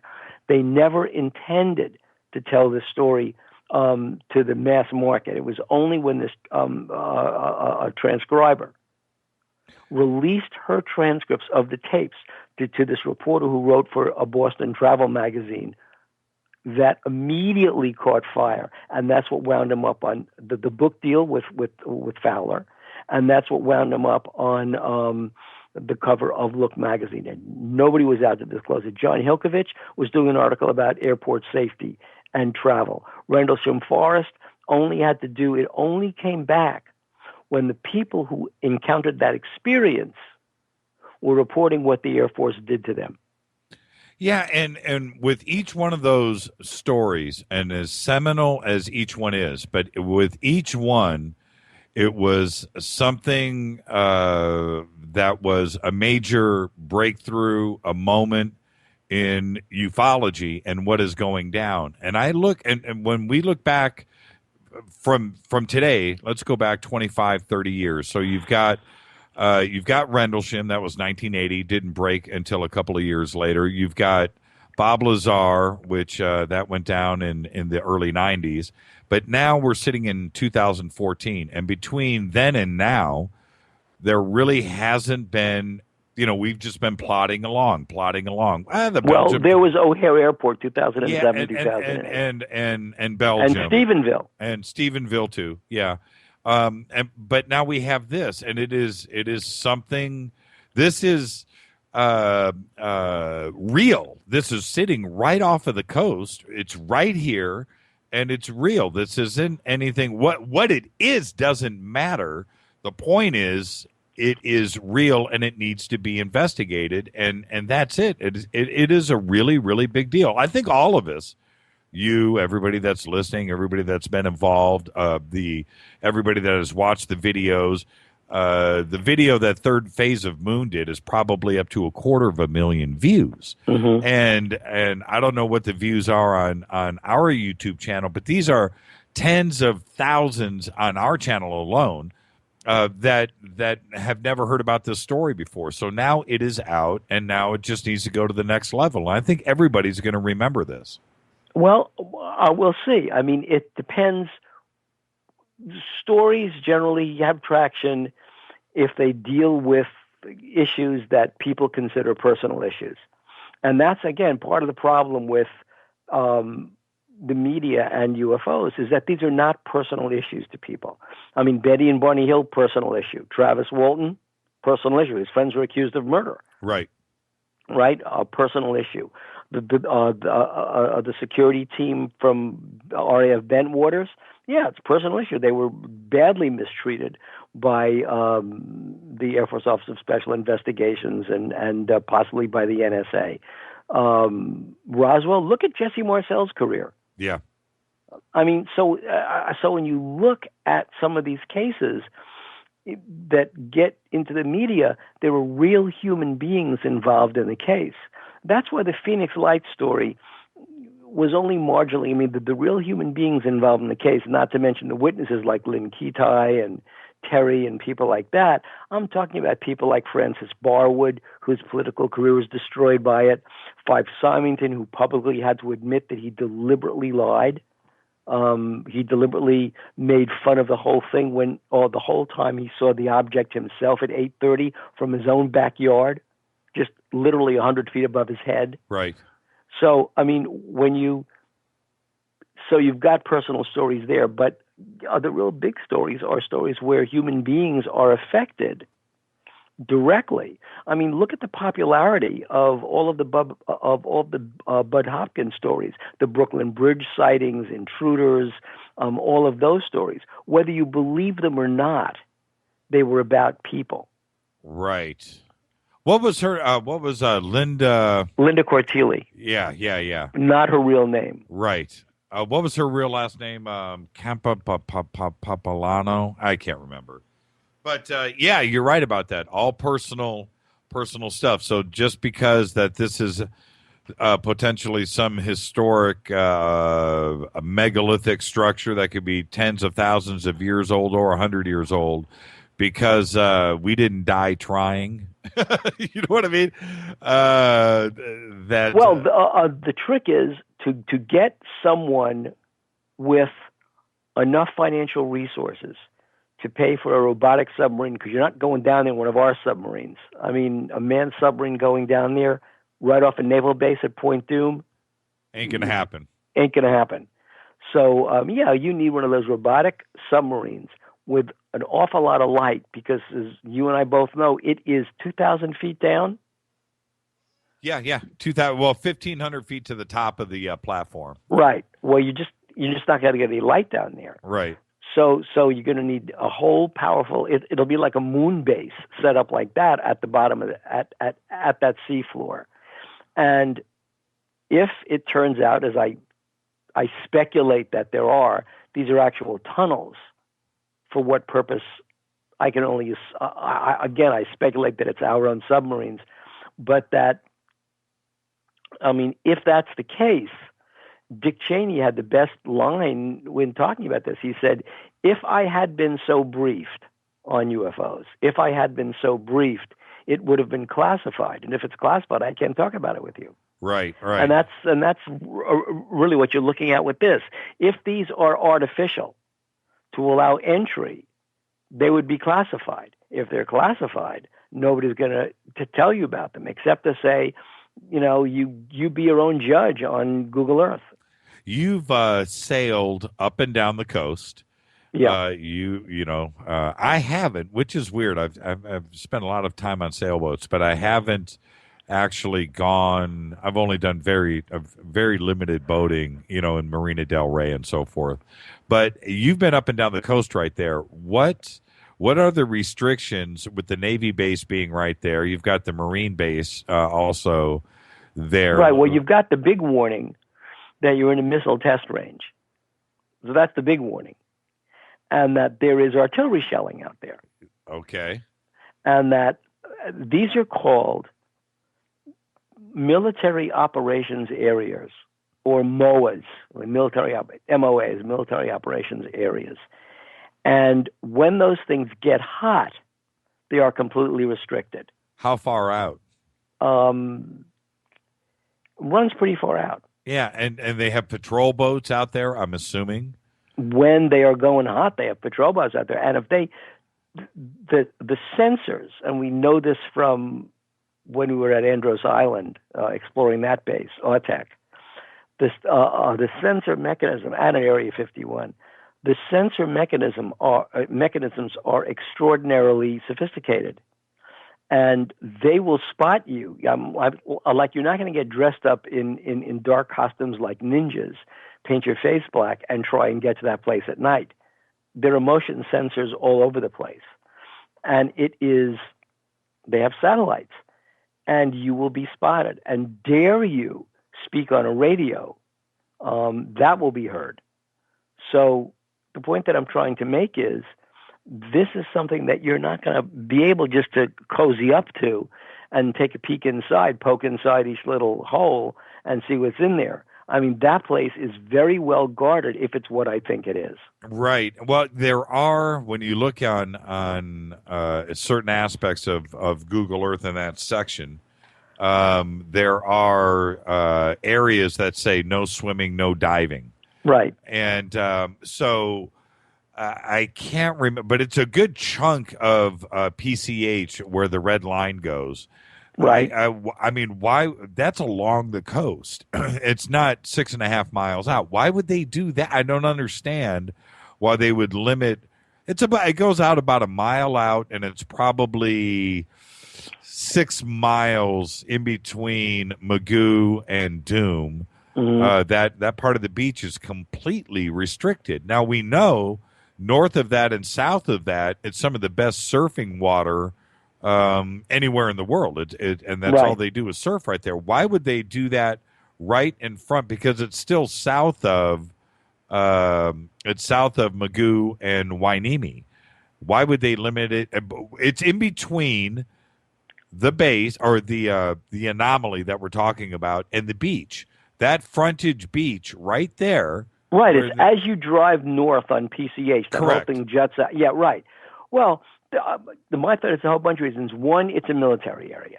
So, yeah, you want to go sit on the beach, and I've driven that stretch like more than I want to remember. And you could barbecue there. You'll see people out there getting sun. But no, that area of the water is restricted. And no swimming, no diving. It's absolutely true. Just got this email in. I want to bang this past you really quick. The meaning of Area 51, and it says, while on the subject, I have heard that Area 51, the 5 stands for the 5th letter, E, and then the 1 standing for 1 meaning extraterrestrial number 1. Do you know anything about this? Please discuss. That's absolutely not true. The Area 51, first of all, it was never called Area 51. It was called Nellis Air Force Base. Okay. That's one. 2, the base wasn't founded in 1951. That was in the Annie Jacobson book. Wrong. It was 53 to 55, more like 55. So that's that. The 51 comes from the Nevada tax map going all the way back to the 19th century. That parcel was designated number 1 on the tax, was 51 on the tax map. Because what happened was, as the United States began to expand westward, the federal government began to organize all the western states as a rectangular tax maps. They began to parcel out these things. And Area 51, although it's not a perfect rectangle, sits in that parcel of Area 51 on the tax map. That's how it got its name. Got a bunch of tweets coming in and one email. They cannot find a copy of the 21st Century of America. Where can they find a copy of that? Go to Amazon if they're not fighting with Macmillan. Go to Amazon and just type in The Haunting of 21st to 1 ST Century America by Joel Martin and my name Birnes, and it'll come right up. So 21st being 21ST is the way to do it. Right. Okay, I'm looking at some of these tweets and also the email. Yeah, 21st is spelled out. So don't spell it out. There you go. You'll find it. Okay. So thank you for doing that, Bill. Okay. Now, in all of your, you have so much experience with the media on every different front. You've got television, you've got radio, movies, books, publishing, magazines. You've done it all. Are there rules for suppression, and how did you about stories and what I mean by that is it something that isn't in print? You're not checking off or signing off on certain rules, but is there a general because there's not supposed to be censorship here in America? Oh, there's censorship all over the place. So I mean, you take that out of the hopper immediately. I mean, of course there's censorship. And of course, well, first of all, the standard censorship, across the board, is pornography, libel, and defamation. And those are the standard. I mean, if you are going to, even though there is, in case of libel and defamation, it's a higher standard of proof for a newspaper or, well, for any news organization. It's the New York Times v. Sullivan case, where the person alleging defamation, slander, libel, where the person alleging that, immediately the media has an exemption from liability in that instance, if and only if the media's pursuit of that story or the media's publication of that story was absent malice. So in other words, they could not have been deliberately trying to hurt somebody, nor could they have been recklessly indifferent to the truth of the matter. Either one constitutes malice. But if it's without malice and the story's wrong, incorrect, then that news organization is exempt from liability, especially if it corrects itself. And some courts order them to correct themselves, to correct the story. And one of the most famous ones is Matt Drudge's story about one of Bill Clinton's supporters. I forget who he was, where he published something and it was flat out untrue. And the next day he retracted the story and said it was untrue. And that person sued Drudge. And the court threw out the lawsuit. They said, look, he retracted it. And, he's just an online blogger guy, so no lawsuit. And I was surprised at that. And that's a case a law students study in law school dealing with the ethics and the legalities of journalism. So again, that's one standard censorship we all agree to. And the other one, but then there are the unspoken censorships. The one like you don't do UFOs. They're not news. UFOs are not news. They are weird. They may be human interest. If you've got some guy in a tin hat with wings running up and down the street in a poster saying they're here, run for your lives. I saw them. That would go in human interest. That would go in like weird stuff, but it certainly would not go in news. It would not go in news unless the person stopped traffic and caused a massive accident on the highway. Now it's news. When you were at UFO Magazine, you are breaking stories all the time. You've got information coming in, some of it great, photographic evidence. I'm sure you had videos being mailed to you all the time. Were you ever contacted by mainstream media because of something that you published and they wanted more information on the story? Did that ever happen? Yeah, it happened a few times. I mean, one was CNN because they wanted more information about Philip Corso, and that happened immediately. But to your point, where mainstream media has contacted me the most was in mainstream stories. I mean, when I published the O.J. Simpson book with Globe, right, the tabloid newspaper, when I published it with them, and I had to edit that. When I did that, I mean, I was on everything from hard copy to Hollywood Tonight, because I was living in California at the time, right. all over the place, because that was news, right? UFOs really weren't. Even the Phil Corso book, which only made the bestseller list because of this whole flap. I mean, we were on Art Bell, we were on Coast to Coast, and we did very well. We were on the bestseller list the following week, but it was also the fact that on the cover of the first two printings of the book was Strom Thurmond's introduction, right, basically affirming that the United States won the Cold War because of our relationship with UFOs that crashed at Roswell. Right. Well, and they couldn't print that book fast enough. Well, but okay, putting Philip Corso aside, I'm asking more of a general question because every month you guys published, and there was always pictures of something, and there was always an article about something that was seen somewhere.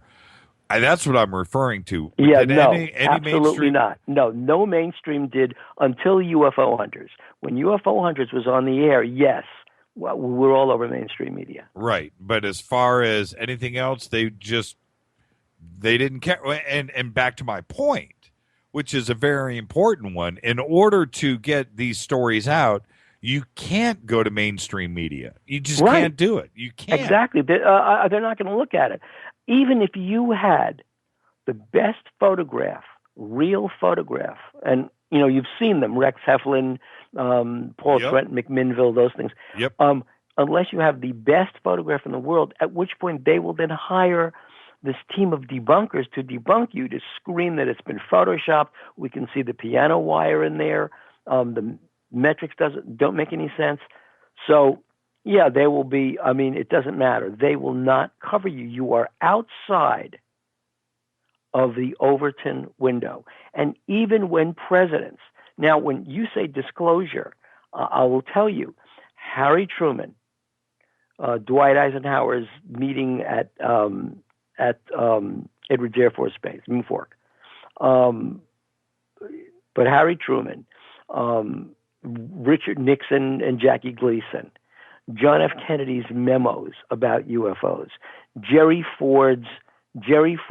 President Ford's own demand in a letter to Mendel Rivers, demanding House Science Committee hearings on UFOs, and they held them.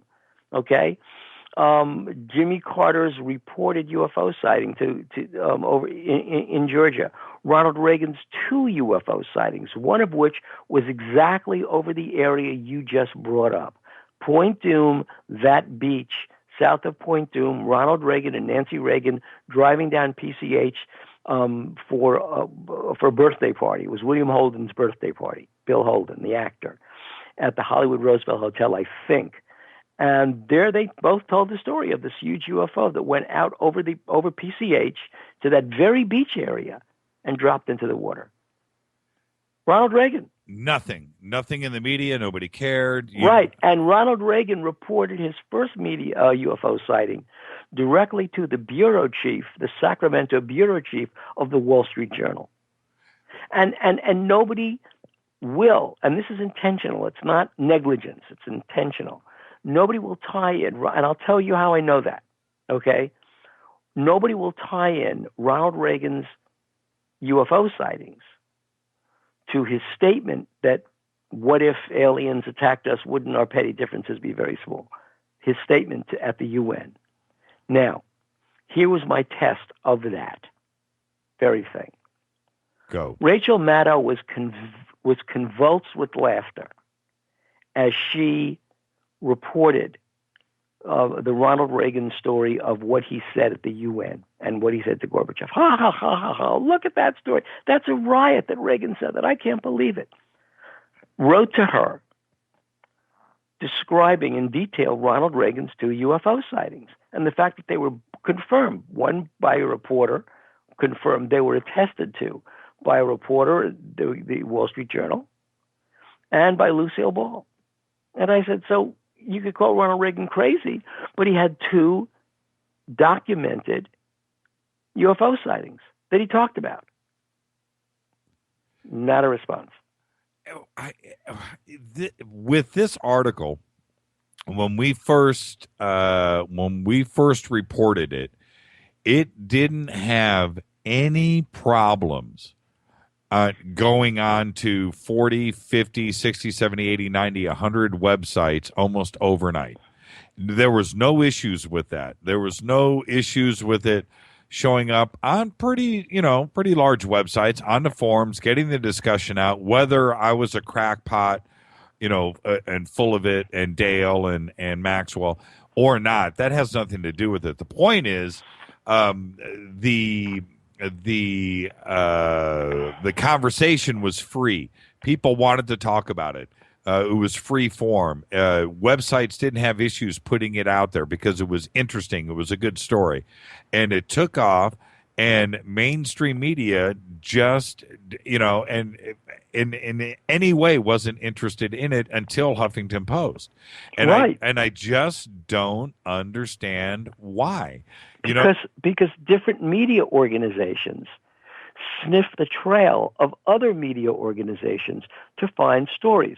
So it is now acceptable for you to look silly reporting about an object on the Pacific coast that all these scientists say is natural, but you say could possibly be a UFO base inside the continental shelf. So it's not about the object itself. It's not about that formation itself. And it's not really about UFOs themselves. It's about some guy on the radio seeing a perfectly natural object, they say, right, on Google Earth, right, and suddenly speculating about UFOs. That just shows how these crackpot internet radio stations operate. Oh, man. And I've tried to say from the word go, hey, it could be natural. Let's just go find out. It's really funny. Yeah, you're probably 100% correct. And are you saying that through your own experience too? Yeah, as well? Of course I am. I mean, when we did the Dr. Feelgood book last year. Here's a book that, quite frankly, I talked about this before. My intellectual purpose in the book, my Sherlock Holmesian person in the book. Okay, that was my Sherlock Holmes approach. Was why did this one doctor have so much influence over so many people in the highest literati, political, show business circles, and what motivated him to keep doing this? And the fascination of the drug itself, methamphetamine, creating its own network of users around this doctors, and the relationship among those different people, the deaths it caused, the conspiracies it caused, the death of a president. I mean, really, I could spend the next week going through all the aspects of this network. Why the Washington Post? Why the New York Times? Why this? Why that? Why Richard Nixon? Could do all that. But the conservative media and the British media, they went wild. But the conservative media, because they love to find the magic bullet. So the magic bullet for Kennedy, everybody knew that Kennedy was a womanizer. Jackie wrote to her priest in Ireland telling him she was upset about his womanizing. So that's public information. But the idea of this was the president's hidden medical history. He had this disease, that disease, that disease, that disease. People knew it, but it never really came to the fore. His womanizing, his taking LSD, his methamphetamine use, that was fabulous stuff, especially when you combine it with the president taking off all of his clothing at the Carlisle Hotel in a drug high, running through the halls naked. They loved that on Fox. And we were on Fox. We were on the radio. We were everywhere with that book. Dick Morris told us from day one, presidential advisor to Bill Clinton, a conservative guy who predicted Romney's victory. He's red-faced about that. He told me flat out, you'll never get on mainstream media with this outside of the conservative side of the media. Nobody will touch you. You are poison. And sure enough, The New York Times did a retrospective. Jill Abramson did a retrospective of all. And I mean, not to brag, but I'm a New York Times bestselling author. Yes, you are. And for the New York Times not to cover this particular book, in which the New York Times itself and two of its reporters are instrumental to the telling of the story. Instrumental. How the Times got the story, what the Times did with it, why the Times ran with it, why the Times hesitated about running it, then why the Times finally ran it, and why it was doing it against the Washington Post, as the two of them fought over the Watergate story. Then, in the height of all that, Nixon, who this doctor he wouldn't treat him because he called Nixon an alcoholic, wouldn't give him methamphetamines. Nixon starts the war on drugs.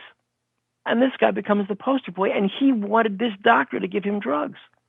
I mean, this is only in America. This is right. Nope. It touched the Kennedys. We will not. Oh, it's an assassination conspiracy book. It wasn't. It didn't matter. It got so grouped. So I know exactly what I was getting. What did you do about it? Gave me the turndowns from the Daily Show, from the Bill Maher. Right. Well, what did you end up doing about it? And or did you or could you do anything about it? That's the question. We were picked up in the print media, the New York papers, the British papers, and we, definitely I told you I'm in a movie deal for this. I wrote the script for the movie. So the fact is, this has settled into culture. This is now settled into culture. So I'm not worried about the book, but it just pointed to me starkly that there is a strong sluice gate in the media where only certain stories get through. Do you have to sit on your hands? You write to people, you write letters. I mean, but these last two books I did, I sent one of them to Chris Hayes, along with Chris Hayes. He told the exact. He was this was the story of veterans, wounded minds, and the school shootings, Hearts of Darkness. So he's talking about this. He's saying, why this rhetorical screaming into the universe? Why is this happening to us? I sent him the two books, sent him an email, sent him the two books, returned, unopened. Huh. That's your liberal media right there. Well, my take or my approach to this was to only put it on the website, speak about it on the show, and then let it go and let it, not to push it. There's no reason to. And I didn't want everybody out there to think that we were doing this for money or doing this for clicks or doing this for fame or, nepotism's the wrong word, but I think you understand what I'm trying to say. And right. But let's be honest. The reason you have websites that report the news from the radio show is because you want folks to go there to read the news and listen to you on the radio. What's wrong with that? No, nothing's wrong with that. And if I hadn't, what's more dangerous, though? This is the thing. If I hadn't taken the approach that I did, what if I just ignored the images that were sent to me, and I said, whatever, and or suppressed it myself and just thought, no, nobody's going to care about this. If I wouldn't have said anything, isn't that worse than saying something? Well, you would be your own censor. I mean, we ran into a pack of trouble years ago with the magazine when this person, Colonel X, told us there was a UFO. We actually found the thing too, that there was a UFO flying over the Las Vegas National Forest. Right? Right. He said it was there. Go up there. He'll leave a ladder for us or the telescope for us in a barn. So we were back and forth with him. We got chastised all over the place. You put this stuff in the cover. Stephen Greer was screaming at us for this. So how dare we step on his investigation? We said, what investigation? We're a magazine. We're not stepping on anything. So when the time came to do the first episode of UFO Hunters, folks can read about this whole story in the UFO Hunters Book 1. You can get that also from Amazon. So we reported on this, and then we did the first episode, and I pushed. I said, look, we're going to Washington. So why not fly to, that was the UFOs before Roswell, the Maury Island episode. So he said, look, since we're going to Washington anyway, why don't we, instead of flying from LAX, let's fly from McCarran Airport in Las Vegas, but let's go track this thing down. It literally is on the way. You take your vans, you drive to McCarran, you dump them off, you get on a plane, you go to Seattle or Tacoma. But before we do that, take a day and drive to Vegas, and then and we did. Okay, so the guy was telling us, this Colonel X, no, don't come, you can't do it. I said, nobody tells me not to come. So we went up to the Las Vegas National Park, saw the object from Jim Sanders' house. Jim Sanders downing of TWA Flight 800. We saw the object from his house in Vegas. We went up to National Forest, up the mountain, set ourselves up at a restaurant up there. Big telescope, big camera, big star map computer. Set it all up, found the object. There it was. There she was, sitting right over the horizon, bright as can be. I walk inside. I text Nancy. We found it. There it is. I hit the send button. Beep, beep, beep, beep, beep. The object turns its lights off and drops beneath the horizon. What is this, anti-gravity? Right. Well, we go back to Sanders' house. He says, darndest thing. This object disappeared. What did you do? I said, I don't know. We photographed it. Bill Scott, who is the Aviation Week Space Technology Rocky Mountain Bureau Chief, not anymore, he's retired, but he's been a guest on our show. He said that was an observation platform, that was part of Echelon. That was NSA. Didn't say Echelon. He said that was part of NSA. They scrubbed your message. They sent you a message. They knew exactly who you were, where you're texting, where you're going from. This is like, 6 years before Edward Snowden. Right. So episode never aired. Never saw the light of day. The way that you tell the story, it sounds like that was the timing. How do you feel? Do you feel that it was too, I hate to use that word coincidence, but that's the way it went down. Is that how you feel now? That's exactly how it went down. They saw the message. They knew they were being spotted. They knew who we were. They could read our license plates from wherever they were in the sky. And it takes, can you imagine the technology that we already have in our own computers? You read the license plate. It's a rental car. Run the plates. It was rented to UFO hunters. Motion picture company. They saw us. Okay, fine. Let's go. Okay, shut it down. I've got like 5 things that I've got to ask you that are flying through the Twitter world here really quick. So let me just bang this out. Let me go to this one first. Why would Stephen Greer care? Why? Because in the UFO world, the downside of the UFO world, and I could go on and on through a whole bunch of cases where people seize on a case, they treat the case as their own property. They become proprietary towards all the information in the case. And as a result, they will fight you for jurisdiction over that case, even when you're not fighting for jurisdiction. We found it in this Colonel X case. We found it in the Maury Island episode. We found it in Stephenville. I can go on and on. Are you still running in Pennsylvania? Running the show in Pennsylvania? No, for Congress. Oh, no. It was for state assembly. And, so I'm at I'm voting. It's primary day. And I walk outside, and there's the local Democratic Party chairman. So I say, hey, you've got nobody on the ballot for state assembly for this place. Oh, yeah. We have nobody on the ballot. I said, how come? In America, we have elections. We don't have coronations. We have elections. You win, you lose, but you run. People vote for you. Called democracy. So he said, well, we need a candidate. I said, okay, fine, I'll be the candidate. Takes my name. We're all set. They never called. Do you get paid for something like that? Being a state assemblyman? Oh, yeah. Yeah, really? Yeah. Is it a full-time gig?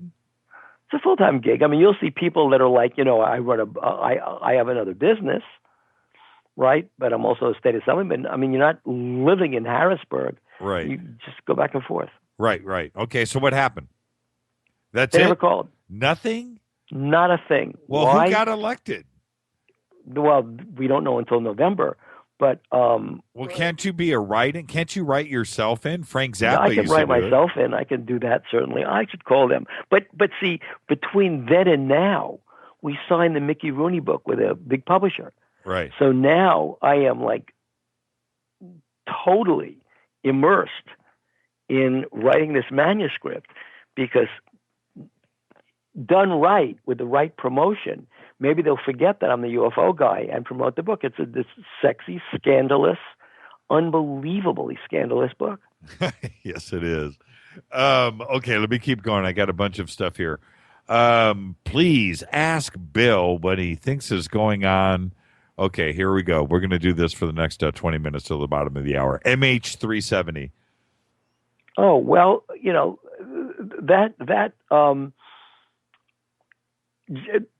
real expert there, a couple of experts, Jim Sanders, again, Downing of Steve Dwight Flight 800, who said, everybody's looking for the plane when the plane's already landed someplace. I mean, let's just say that the pilots, first of all, Jim is saying that the one thing we're not going to do is broadcast the fact that the plane was either hijacked or delivered or something like that, or if the plane is still around.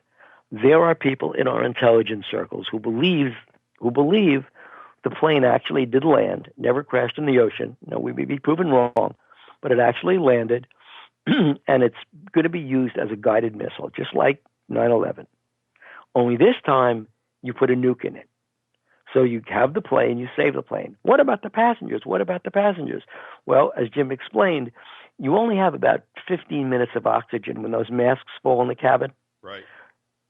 The plane rose to 45,000 feet, rose 10,000 feet. His theory is that at 10,000 feet, the pilot shuts off the cabin pressurization, shuts off the heat, and because it's sub-freezing up there. We're not sub-freezing, close to freezing. Shuts off the heat, shuts off the cabin pressure, so the cabin is now depressurized. The oxygen masks fall. The people will be dead in about 2 minutes. That's so much for the passengers. Right. Yes. Okay. Now you land the plane. Now you've successfully hijacked the plane. Only you're the pilots. So either the person that is not part of the hijacking team is going to live or die. But the plane is now in hands of those who can fly it, arm it with a nuclear weapon, paint it in any colors they want. The transponder is shut off, and fly it into anywhere. Wouldn't it be easier just to go buy a plane?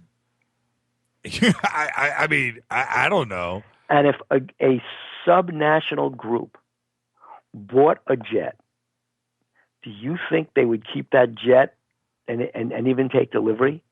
Well, I understand what you're saying, and I'm all theories are on the table right now, and they're all good as far as I'm concerned.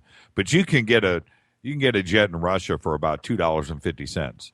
Well, that may be, but there is still a whole bunch of export controls and all kinds of controls that are going to identify you. So you buy the plane, you land the plane, you fit it with an atomic bomb, and you fly it someplace. And by the time you're taking it off, you're shot down.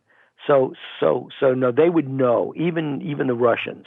I mean, they're not so stupid as to be complicit in a terrorist act, right, selling a plane to a terrorist to attack a country. Not even Putin is that stupid.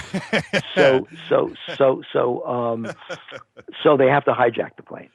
And that was part of the plan, by the way, that was in Ramzi Yousef's computer when it was taken in the Philippines. Yep. That was part of the plan. You hijack planes, you take them and use them as bombs. Yes. Well, one thing is for sure, the United States and probably a half a dozen other countries in that region, Australia being a strong candidate, India being another one, certainly Pakistan, know exactly where that plane is. And Right. it doesn't matter if it crashed. It doesn't matter if it landed. The point is they know and they're not telling. Right. Which This is is the bigger why evil. This is why India raised a high alert for a plane being used as a missile. They suspected the Pakistanis. And don't you? I hate to say that we're being lied to about this, but this is one of those blatant situations that is right in front of all of us, and nobody wants to talk about it. Nobody wants to bring up the real truth. And that's the Overton window. It's the Overton window. Okay, we were attacked by jihadists on 9/11, and the buildings fell down because they were hit by jets, and the jet fuel weakened the struts and the girders, and the buildings just pancaked like that, which they don't, by the way. They fall over on their side, and that's what happened. So all the other stuff surrounding it, the fact that the United States was warned, the fact that Condoleezza Rice personally took a cable from this person, Katz, who was warned by the Taliban that Osama bin Laden was, all that, okay, so we knew that it was coming. And so there's all that. Then all the people that made money from the collapse of that building. Remember, there were explosives in World Trade Tower 1 and 2. There were explosives that, because you always put explosives in these things because you may take these things down someday. So that was there. That the land for the World Trade Center was more valuable than the buildings that stood. But when you take the buildings down, it's so expensive. Active war, buildings come down. Oh, I've insured it. Oh, well, I get paid. So there's all this surrounding that. Not to mention the whole story of exotic weapons. So there's all this story around it. It's never going to go fit through the Overton window. Can't. People are going to laugh at you. And my classic case is on the Rachel Maddow show. She was making a big deal in the Lyndon Johnson Oval Office tapes. LBJ had a taping system in the office. Nixon didn't invent it. And the reason Nixon did invent it was for tax purposes, really, mainly. But Johnson had a tape in the Oval Office. And he's taping conversations. And one of the conversations he's taping is he's entering into a deal with the North Vietnamese to let the Americans get out of Vietnam. We can spend the next 24 hours talking about why we're there, but to get America out of Vietnam. That's the deal. And on the tape, Nixon is complaining over the phone that Richard Nixon has gone behind LBJ's back to the South Vietnamese embassy and has said to the South Vietnamese, don't take President Johnson's deal. You wait till I'm president and you get a better deal. And this is all on tape that Nixon torpedoed. How many people died in the ensuing years because Nixon torpedoed the peace discussions with the North Vietnamese? Mm-hmm. And Rachel Maddow seizes on that as an example of Lyndon Johnson referring to Richard Nixon as treasonous for doing that. Okay?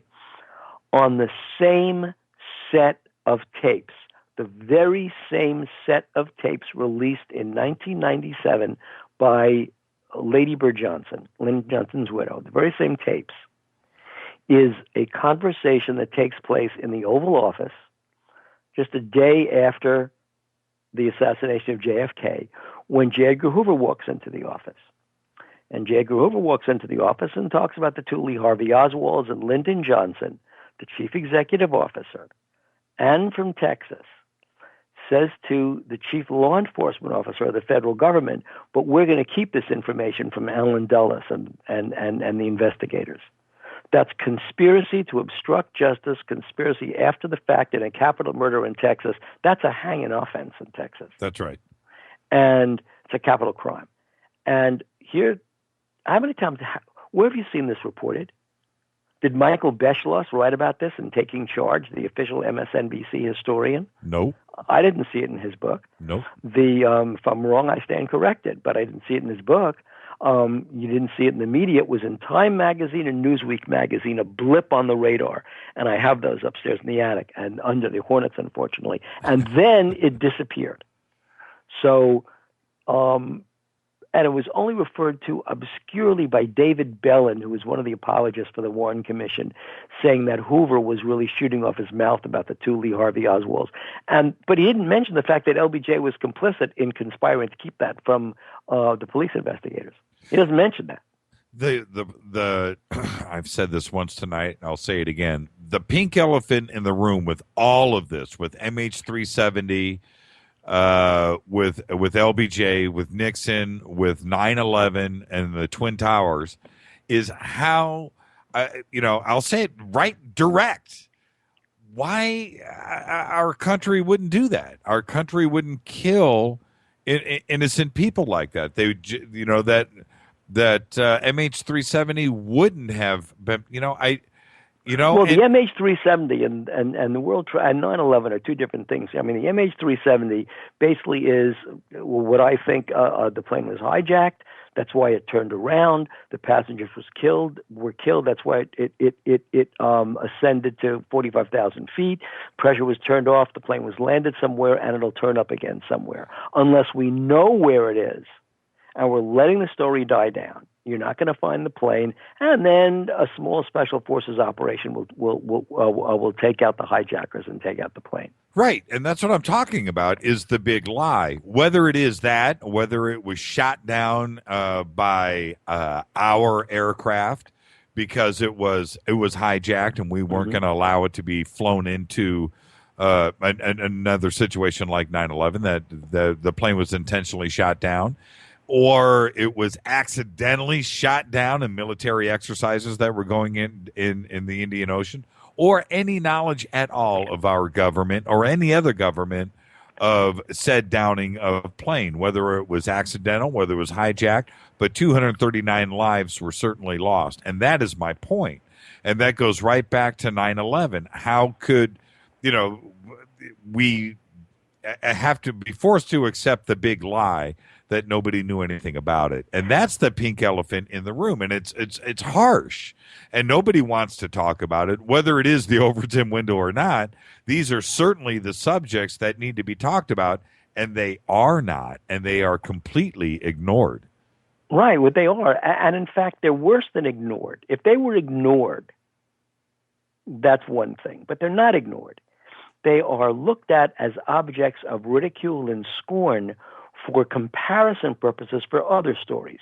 Take President Obama, for example, when he's talking about these crazy conspiracies the Republicans are raising, right? And some of them sound pretty crazy. But regardless of how crazy they sound or not, to compare, Obama said, this is like what happened, this is like people claiming of what happened at Roswell. He's the president.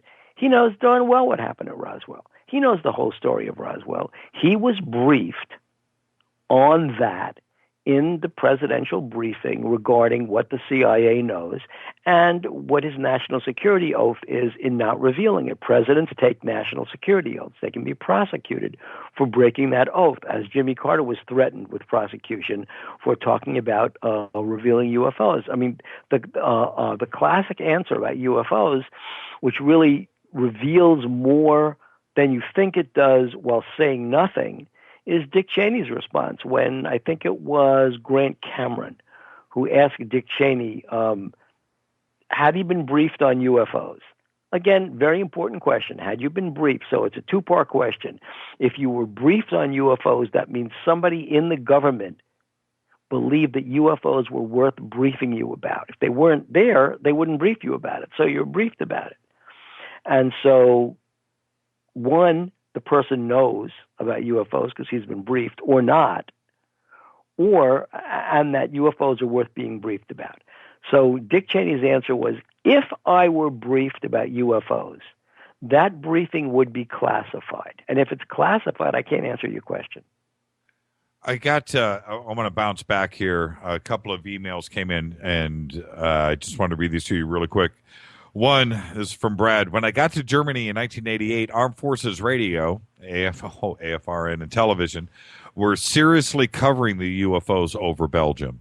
For a couple of months, they talked about having to scramble planes from bases near NATO headquarters, as well as Ramstein in Germany. He said, I thought it was pretty wild that AFRN was covering it. Wow. I'm actually surprised. Did you know about that? Yeah, I did. First of all, the stories of UFO, the triangles over Belgium, made a lot of news in Europe because I think de Brouwer, the head of the Belgian Air Force, a NATO commander, went public when he shouldn't have. He went public about the whole story, and there were photos. We actually have photos of these flying triangles that the F-16s couldn't catch up with. Are you talking about the general, the Air Force, the head of the head? Yeah, well, he's head of defense overall, wasn't he, for Belgium? I think he was. It wasn't just the Air Force. No, he wasn't just a wing commander. No, right, he was right. the general. Yeah. Let's see here. I'm getting stuff coming in left and right. By the way, everybody, this is Fade to Black on the Dark Matter Radio Network. We are talking to Bill Birnes, covering everything tonight like we always do. We started off with the Huffington Post article on the Malibu base, and now we've swung around to his campaign in Pennsylvania, to JFK, Johnson. We didn't discuss Marilyn Monroe. I don't know how we left out Maryland, but that's what we're doing tonight. We're covering all the subjects, and I want to get to this email really quick.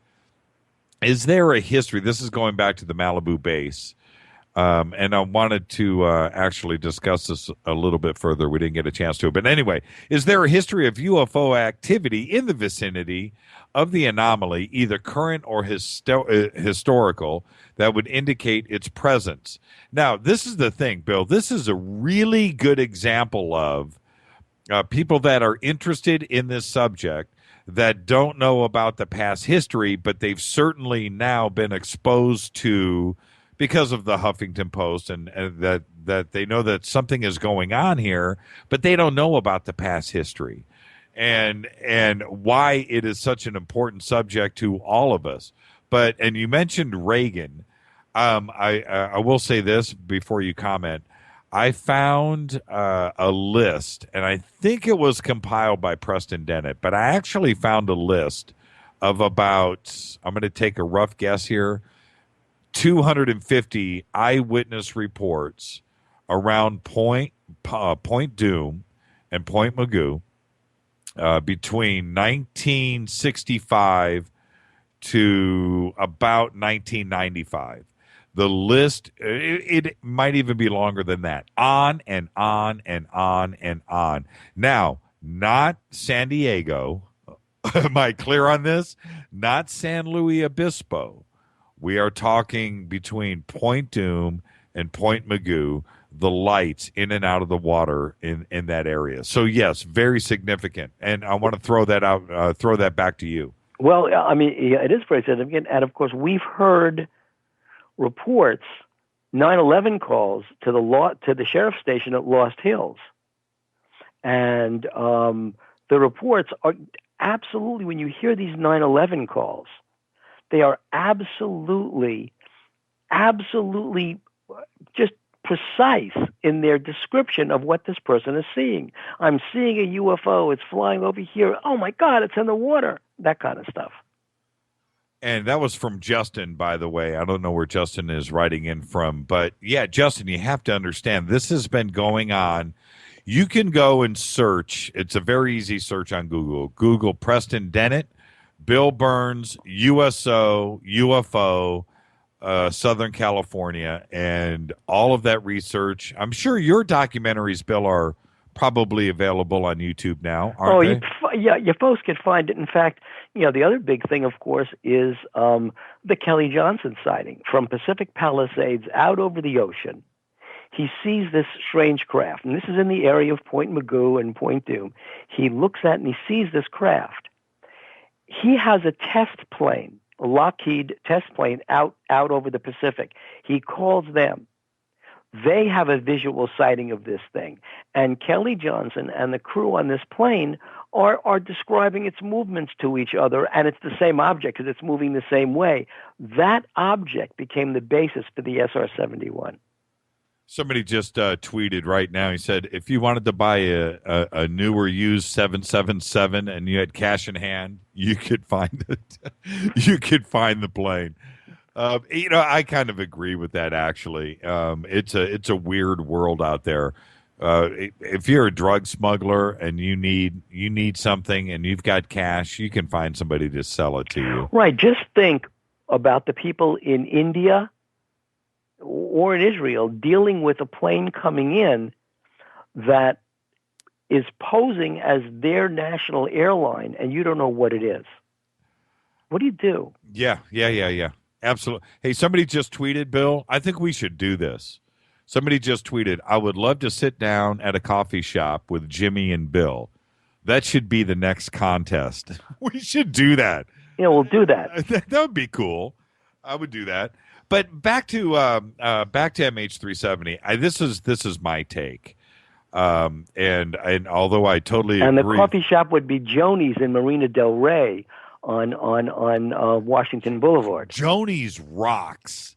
And there's another one, Joni's rocks. And Joni's rocks. And there's another one. Well, you know what? You can't forget about, I hate to say this, but I love Mel's on Lincoln. Oh, I love Mel's. Yeah, Mel's on Lincoln. And then next door to Mel's, there's the Caribbean place that has got the Cuban coffee shots. I can't remember the name of it, but it's like a block away from Mel's, right up the street. We lived in one of the places we lived was on Nowida, one of the Venice walk streets. Yep. And so you could actually, I would get up in the morning because I would be dealing with New York still. Like so you're on the phone at like 5:36, dealing with New York. You deal with them, make your early morning phone calls, getting them in early. Then you'd walk over to Mel's, just indulge yourself on pancakes, walk back home, and continue with your day in L.A. I seriously thought, I remember the first time that I went to Mel's, and it's Mel's Drive-In, everybody, and if you've ever seen Alice. Yeah, there you go. You've seen it. Or American Graffiti. Right. There you go. But anyway, Mel's Drive-In. When I first went there in the mid-'80s, I'm going to say it was like 85, 86, and I went in there, I thought that I was literally in the coolest place at the center of the known universe. I mean, seriously, Mel's is just, it's got a place in my heart. And if you ever get to Southern California, so maybe we should. Bill, the next time you come out, we'll do a little contest. I'll do that for anybody that lives in L.A. We'll go and throw a little contest, and we'll go out and we'll talk some paranormal and some UFOs with one of the listeners here. Right, we can do that. That's the winner. I would absolutely do it. Okay, now, well, is there anything else you want to cover tonight? Or the first Bob's Big Boy up in Toluca Lake. Oh, you know what? That one, that's a winner too.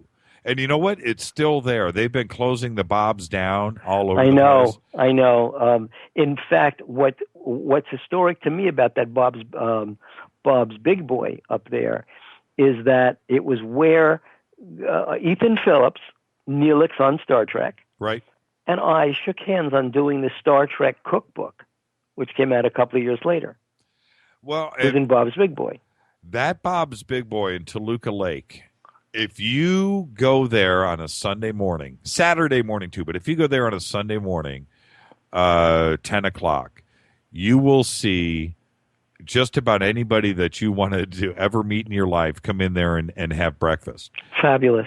I mean, it doesn't matter if it's, I don't care, George Lopez or, because that neighborhood right there, right across the street, walking distance to every major star's home. But it's like one of the coolest places to go and stargaze. Right, and it's around the corner from NBC, down the street from Disney Studios. Warner Brothers. Warner Brothers is right there on Barham. Yep, it's in the talk about the center of the known universe. That Bob's Big Boy, and I heard that and I drove by it the other day and I didn't see it. I heard the Bob's Big Boy statue was gone. Wow. Yeah, you might check that out. So I heard that, and I was out there the other day with my brothers. They were in from out of town, and we drove by there, and I looked, and I didn't see the Bob's Big Boy statue. I would go out for that reason alone to find out where it is. I would buy one. But again, you know what? I'm going to open up the phone lines really quick before I let Bill go. I'll let one phone call come in. 323-825-5045. And so here we go. Here are the tweets. Mel's is the bomb. Mel's is the bomb. I live in Vegas. I'll drive to L.A. for coffee. And True. Yeah, absolutely. True. What's going on this week on your show? I will drive to Vegas on off at the big baked potato place at McCarran, which I couldn't find because when I was out doing that sci-fi show with Joe Rogan, I landed in McCarran, and then they switched my flight to Burbank Airport, and I was all set to enjoy that great steak experience or whatever that's called at McCarran. Right now, let's see, who was our guest? Nancy knows the guest. I don't. Oh, it's James Gilliland. Oh, okay. Right. He is our guest on Future Theater. It will be at 7 o'clock Eastern Time, 4 o'clock Pacific Time this Monday. Then the following week, I think the powers that be told me we're switching from 7 to 9 to 8 to 10. And so we are lining up guests for the future. I'm talking to a few people. But I've always wanted to go up to James's pad and just hang out. A call just came in, so let's just grab this really quick. Last one of the night. Who's calling? Where are you calling from? Hey, Jimmy, it's Joe Bookman in Park City, Utah. Joe Bookman. Say hi to Bill. Hey, Joe. Hey, Bill. God, I haven't seen you since you interviewed me out in the shoreline of the Great Salt Lake for UFO hunters back when I remember that very well. How you doing, Joe? Great. We had talked back then about you running for Congress. I heard you talking about running for state assemblyman. I am. I'm just curious if you have any political plans. Well, I've got so many issues in Pennsylvania. Well, anywhere. I mean, my big issue is that it really is Medicaid expansion in this state. And they were just being very Scrooge-like about, we don't want to give anybody anything, and so we're not going to do Medicaid expansion. And Pennsylvania is one of the states where you've got this huge population of people who really need that Medicare expansion. And it's like, imagine you're turning it's taxpayer dollars. These are not free dollars. These are not things that kind of float in the air. You pay taxes to the federal government, and it comes back to you in a variety of services. Maybe you don't want the services, but in this particular case, in Medicaid expansion, what you're doing is these are your tax dollars that go out of your paycheck every couple of weeks, every month, every couple of weeks. Now, here's a chance to get some of that tax money back to Pennsylvania, going to Medicaid for people who really need the health care, so they don't become a burden on the state in emergency rooms where they don't pay their bills. And I mean, it's perfectly normal and natural, and it really is a good idea to get some of that tax money back into the state. And the legislature won't vote for it. So that's one of the reasons that I wanted to run. But as I said, the Democratic Party never got back to me. I suppose that it is. Somebody said, that's that guy with the sunglasses. You don't want that guy running. Yeah, would you have called for any kind of congressional hearings or whistleblower protection or anything related to the UFO ET issue, or was that going to be the whole focus? Well, what I would do, if I wound up in Congress, what I would do is I would not do what Steve Schiff did and go public with any one case or another case. You find where you can do the most good, get the most information, make those kinds of connections, and basically see what you can learn. I mean, we learned a lot on UFO hunters. I mean, we learned a lot at Dugway.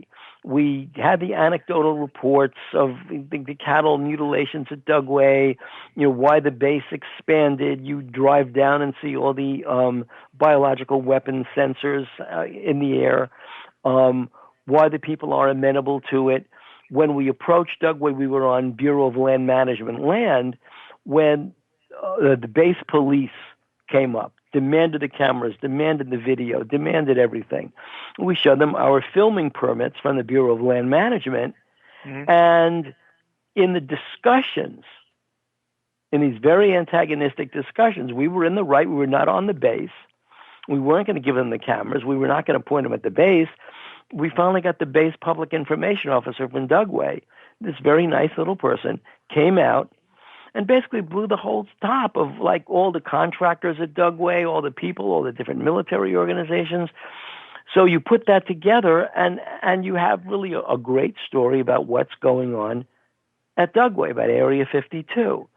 And so, that's the answer to that question. Has UFO Hunters been released on DVD or? Oh yeah, it has been. All 3 seasons have been all 3 released. Seasons are out now? Yeah, you can get them on the History Channel website. Okay, cool. Hey, Joe, I've got another call coming in. Can I grab this real quick and say Absolutely, thank you? Thanks. Thanks, Joe. Oh, Joe. Bye, Bill. Okay, thanks, Joe. All the best, man. All right. I think who was calling in was well, let's see if it lights up one more time. It's Space Boy. Space Boy, let's go. You've got 2 minutes. He's he's the guy that wrote our intro music for the show, and so everybody's been begging him to call in on the show tonight and speak to you. So, all right, Space Boy, you've got a couple of more minutes before I hang up with Bill. Joe, I got to say this.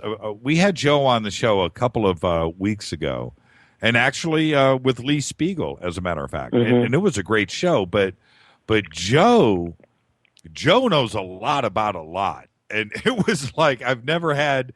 He's kind of like you, Bill, in a weird way that he has been around the block. Anyway, we've got him right now. Space Boy is on the line with us. How you doing, man? Hey, what's going on, revolutionary? Is that pointed at me? Is that pointed at me or Bill?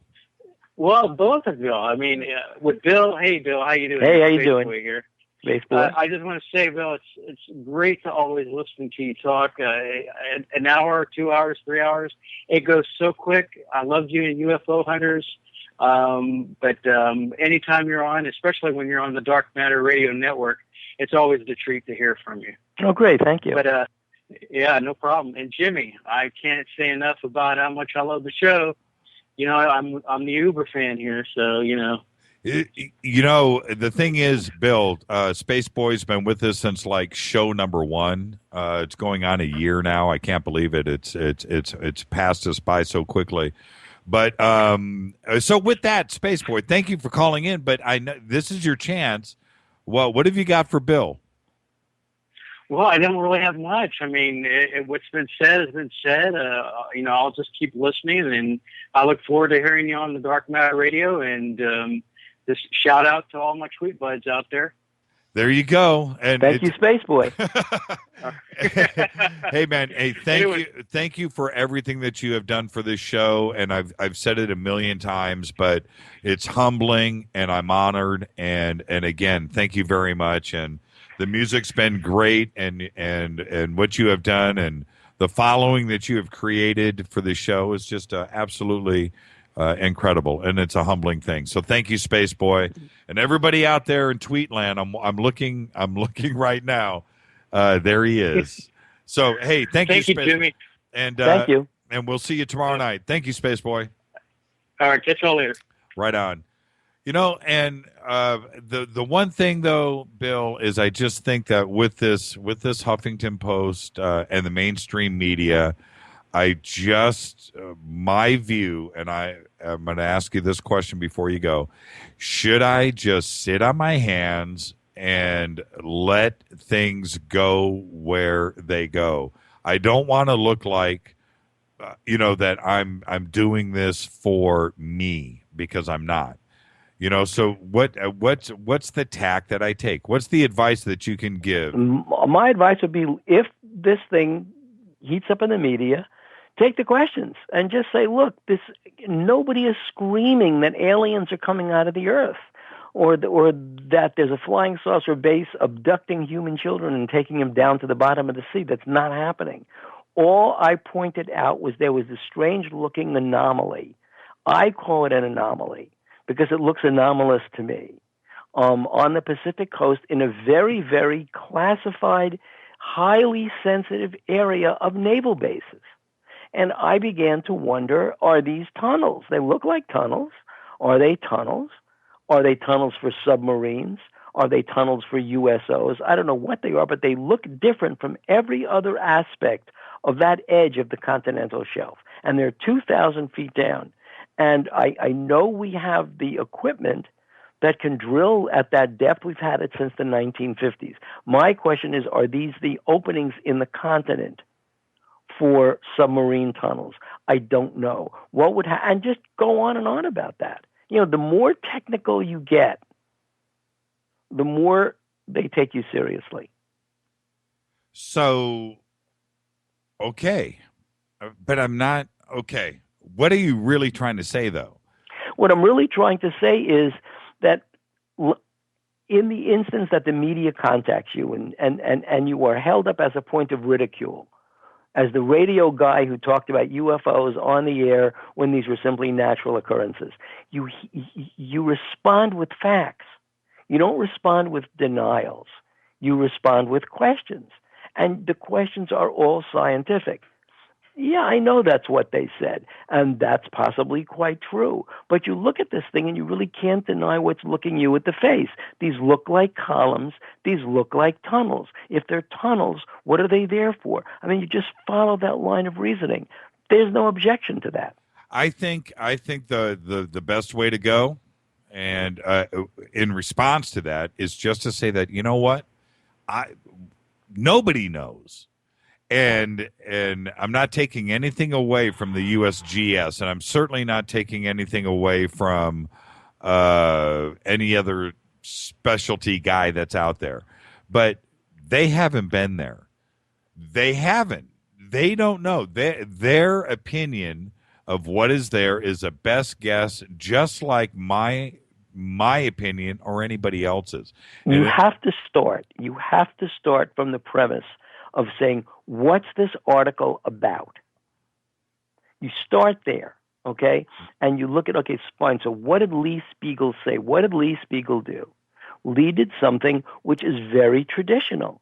He took an argument, a suggestion, a speculation that seemed out there, that seemed weird, checked it out with people he considered reputable scientists about this area, and then use the report, use the story on Fade to Black as a way to point out what UFO true believers say about things without really doing homework and checking. Now, that's not what you did, but that is very typical of how UFO stories are handled in the media when they're being criticized. Mm-hmm. We even do it ourselves. Duly noted, and I wrote it all down. Good. Thank you, Bill. Uncle Bill. You see, okay. I go to you for advice. Okay. Hey, a great time, another great show.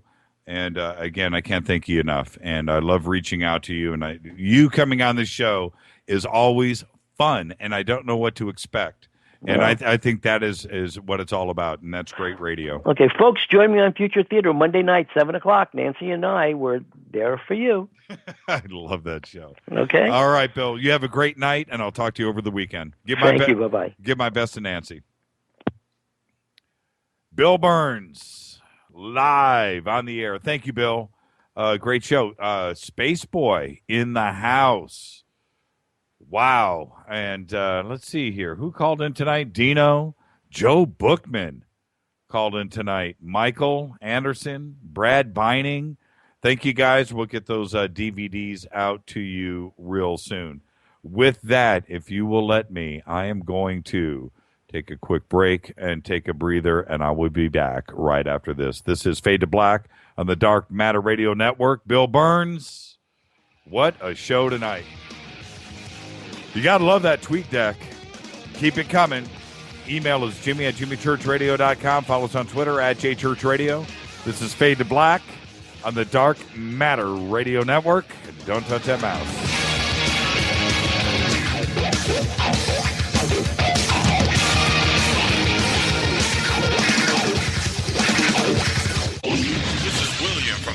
Sinner, and I listen to JimmyChurchRadio.com. Jimmy Church. My name is Alan, and I listen to JimmyChurchRadio.com. He's always giving it to you straight. JimmyChurchRadio.com. On the Dark Matter Radio Network.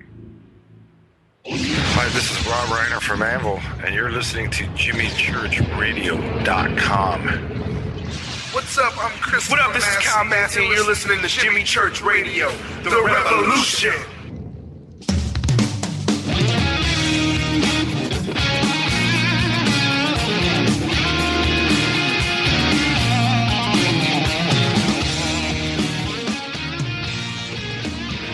Ah, yeah. You're welcome, Space Boy. You don't have to thank me. Come on, man. Part of the family, brother. I ran out of coffee. That's what Bill Birnes did to me, man. I ran out of Starbucks, and I got to tell you, right now, I have the largest mug known to man in the known universe. It is huge. I ran out. All right. Where's Space Boy's DVD? Oh, he wants a DVD. All he's got to do is ask for it. Let's send him. Space Boy seems like. Let's do. Paul Stonehill. There you go. All right, Leslie. See, there you go. Michael Anderson says I'm getting free swag. I love this show. I love everybody that listens. It is truly humbling. Let's see here. Rick Sennett just said, I'm so glad you kids actually behaved so I could listen live for once. Hey, you know what? I just want to say really quick, the tweet deck is like the coolest thing I have ever seen. Or used. This is good stuff, and this is done by Twitter. Brad Kelly says, "I want a DVD. I'm open to what's left." Brad, you know the phone number. Call in right now. Then I'll send you a DVD. You can't break the rules. Everybody else called in. You can't break the rules. So there you go. 323-825-5045. Brad Kelly. You want a DVD? You got to call and say, I want a DVD. And then we will certainly put one in the mail to you. But, man, this tweet deck, I don't have to click. I don't have to do anything. It just scrolls. You can add columns. I'm only using 2, by the way, everybody. The hashtag F2B is not up there. I'm only using DM Radio Net and then my normal notifications for @Church Radio on the other side. But being able to do that and have it scroll in real time, I don't have to click, I don't have to do anything. Absolutely phenomenal. So I'm going to pull down here and let's see what else I needed to cover tonight. I had oh man, what was it? I had a couple of other things that I wanted to touch upon. Oh, check this out. I got the feeling. You know what? I got this email about a month ago, and I wanted to read this out to everybody. And it was kind of trippy, but this is what it read. And you guys tell me if you know what this is. And I will watch Twitter as I read this. Oh, somebody's calling in. Okay, here we go. Let's see who it is. All right, last call of the night. You're calling in live. Who is it? Hey, this is Brad. I want my damn DVD. Which one do you want, man? Hey, man, whichever one you got. All right. Well, let's. Well, I've got one each of everything left. We can do. Well, it's up to you. Michael Cremo, Don Schmidt, Don Ecker, Paul Stonehill. Yeah, Cremo's fine. You want a Cremo? Give me a Cremo. Okay, hold on. Let me write that down so I don't forget. Did you hear that, everybody in the other room? Brad Kelly. Hey, Brad, where are you calling in from? I'm calling in from Atlanta, Georgia. Atlanta. That's right. So what did you think about, I already know your answer basically, but for everybody out there that hasn't been following you on Twitter all evening, what do you think about the exposure going into mainstream media on this whole thing with with Malibu? Right path, wrong path, just let it go? I just let it go. I mean, it's going down a path. That's the main thing. Yeah, you're right about that. Okay, so you want Cremo. You can't control. I just got an email earlier, about 10 minutes ago, saying that they were monitoring what's going on the web with this story. And it's already been picked up by countless websites. Also, a little bit of plagiarism, too, cut and paste jobs and stuff like that. But it has relaunched onto the web, and I'm going to get numbers on it in the morning. But what's funny is you can't control it. I talked to an attorney a couple of weeks ago about this, and my publicist, and we were talking about this together. And they said, you know what? Just let it go. If somebody's you can't control it. So the best thing to do is just to appreciate the fact that it's recognized, and just let the story go. Just let it take a life of its own, and let it run. And where it stops is where it stops. I thought that was kind of weird advice. But you can't really control the internet. You just can't control the news, can't control the internet. It's kind of like our government gets caught up in that kind of stuff sometimes, just like that Belgium thing I texted you about. Yeah, right. That's exactly right. Oh, one more call. You know what? I don't know who's calling in, but I got to wrap the show. So there you go. Hey, Brad, thanks a lot, man. And tomorrow night, Craig Capobasso will be in, and it's going to be a really good show tomorrow night. So looking forward to seeing you tweet and possibly call in tomorrow night. Thanks, Brad. Hey, can't wait to see it. Hey, send Rita your address. Will do, Jimmy. Thanks. You got her email. You bet. All right. Thanks, Brad. All right. That's it. That wraps another show here on the Dark Matter Radio Network. Let's go ahead and roll that music. All right. Coming up next, it is Night Watch with Todd Sheets, followed by Spooky South Coast with Tim Weisberg and his very famous, I might add, unironed shirt. And one day, just keep listening, roll in, and then send Tim an email about that shirt and tell him I sent you. All right?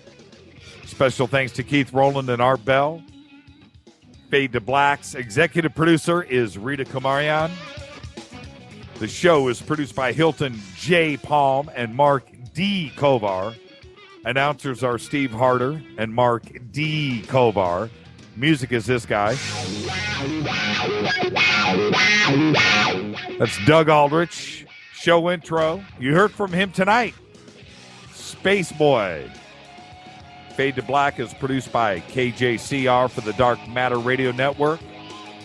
I'm Jimmy Church. I'll see you guys tomorrow night. Behave, everybody. See ya.